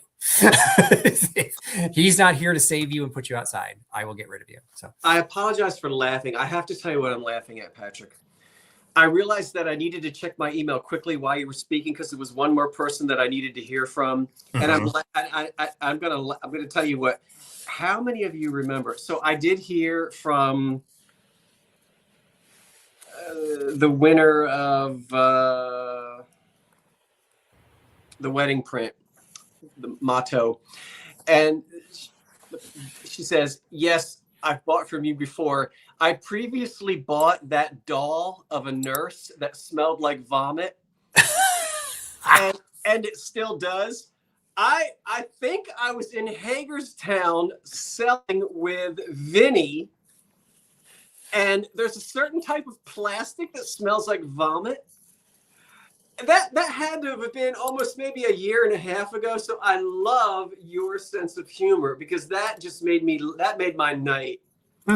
Was anyone watching when and I remember sitting on a couch in a hotel room, and Vinny put that doll right behind me, and I thought, what stinks? And that thing, and it was plastic that smelled like vomit. So I love that. Too funny. And I did get the emails from the two people that I was missing. So somebody just asked. So I do have all my people as well. So okay. And somebody did ask what he does. So he is a medical entomologist. His PhD is in parasitology, but the main thing that he does is helps companies commercialize products for pest management. So anti-mosquito, sprays, chemicals, bed bugs, anything that is blood sucking. That would be my husband. That is what his degree is in. So we have over our mantle, not kidding, over our mantle is probably a 2 foot by 3 foot macroscopic photograph of a mosquito. Like you can see everything about it. Our Wi-Fi network is called a mosquito, Aedes aegypti. His license plate is a mosquito name genus called Culex. It is a very much part of our lives. It was not part of my life before I met him. Well, that's the give and take of relationships, isn't it? Yeah. Well, I want to tell you that I got up this morning and I kept ahead of the snow yesterday, and I shoveled and went back out and shoveled again and shoveled again. How much did you end up getting? Weather.com said 20 inches. It's less 20. Oh, wow. It's less than that. Oh, okay. It's significant. But I dug myself out. And now the neighborhoods are tough, but once you get out onto the highway, because of course it's New Jersey, so everything is wiped away. So I did go out thrifting this afternoon, and aren't I glad I did? I found another oil painting, and I want to show it. And if you'll allow me to grab it, it's right here. Of course. It's so pretty. I have not drifted into that world. I personally love wall art. Again, that's why I love framing ephemera. Never gotten into the oil paintings. It scares me a little bit to try and deal with that. It's an area I know nothing about. Well, I have to tell you, I'm not an artist at all. music is my thing, but not commercial or anything like that. I have no talent for that. But I saw this $6.99. And I think it's absolutely charming. And I'd love to show it to you now. It's a lovely, I'll try to hold it so that you can see it in the light. Now, this may not appeal to everyone, but it's a lovely autumnal scene. And there's a beautiful lake or pond. Yes, I just bought this today. Nobody in the thrift stores. It is signed by the artist and dated 1944. And I'll move it in. Now, you're seeing some texture, and some of you are going, no, that's that textured cardboard stuff. No, it's painted on board, which can have a texture to it. It's absolutely an original oil, and it is dated 1944. It's going to be hard for you to see, but the artist is down here as well. I'm curious to know, and as I look at it, I was drawn to how misty this area is in here. So it, to me, what I'm seeing, and everyone, you know, there's no right or wrong when you approach art. I'm seeing the early morning mist. Now, some of you might be seeing twilight. I'm just seeing, you know, mid-autumn and that early fog, you know. And I just think it's really pretty. And I was excited to purchase this today. That is lovely. I'm just curious. I'm curious as to what folks see. I see an early morning fog that will the afternoon will warm up and it will burn off. A moody scene, foggy, late autumn, foggy morning. Yeah. Beautiful, lovely and calm, serene feeling. Catherine sees trees. I see dead people. No, I'm sorry, I drifted. Yeah. Looks like looks like Wissahickon Creek in Philly. Oh, you know what? Yes, Wissahickon, and it could be. Now, as I say, it is signed by the artist, and it's dated 1944. I'm drawn to autumnal colors, and most of my interior is decorated in that way. I think for me, this is a keeper. I think see Pennsylvania buzzard. I see mosquitoes for Patrick's husband to study. There you go. Gotta look close. They're small. I think the artist had some talent and some training. I just think it's really pretty. And I think this is a keeper at $6.99. I just had to show it off. And, you know, if I hadn't dug myself out of that snow and gotten out today, someone would have, for $6.99, I think it would have gone to someone else. Absolutely. Get it. And I appreciate you letting me show it off. Oh, of course. And we love seeing stuff like that. And I'm glad that you went out, one, supported the business, you know, because most thrift stores support some sort of a charity. So it's great that you did that. I did over the weekend. We're outside Chicago. We didn't have the snow. We just had the cold. And a friend of mine, we met for lunch. We went to a little town a little bit west of us. And we knew that there were 5 antique shops and thrift stores in that area, in that like one of those little quaint downtown, they're all walking distance. 3 of them were closed because of the cold. And it's like, we're not Atlanta, you know, we're Chicago, we're used to the cold. And so the 2 that were open were swamped. There were tons of people out shopping. They couldn't go to the other stores. So they all just descended on these other 2 places. And we bought stuff at both places because we're like, hey, thanks for being open, you know, to support small businesses and make sure that they recognize, stay open. If you close, you don't make any money. Yeah. Well, it's cold here, but that cold Chicago air, that really cold Chicago air is heading this way. It's heading your way. Yeah. I looked at the extended forecast, and I'm going to go on a little buying trip on Wednesday, and I'm going to be out of town for about 3 or 4 days. So I get to turn my thermostat down to, 55, and on the coldest days, which I love it when it happens that way. Just keep the cupboard doors of your sink open. That's the trick. Right. No pipes. Well, did you have anything you wanted to show and tell, or should we wrap it up? I think we can wrap it up. Appreciate everyone who stayed with us, but no, and I appreciate you giving me time on your channel. I always have fun when we do this, and appreciate everyone, whether you bought or not. Appreciate all you guys that hung out with us tonight, and hopefully you learned something from us. I learned something from you guys. It's all good.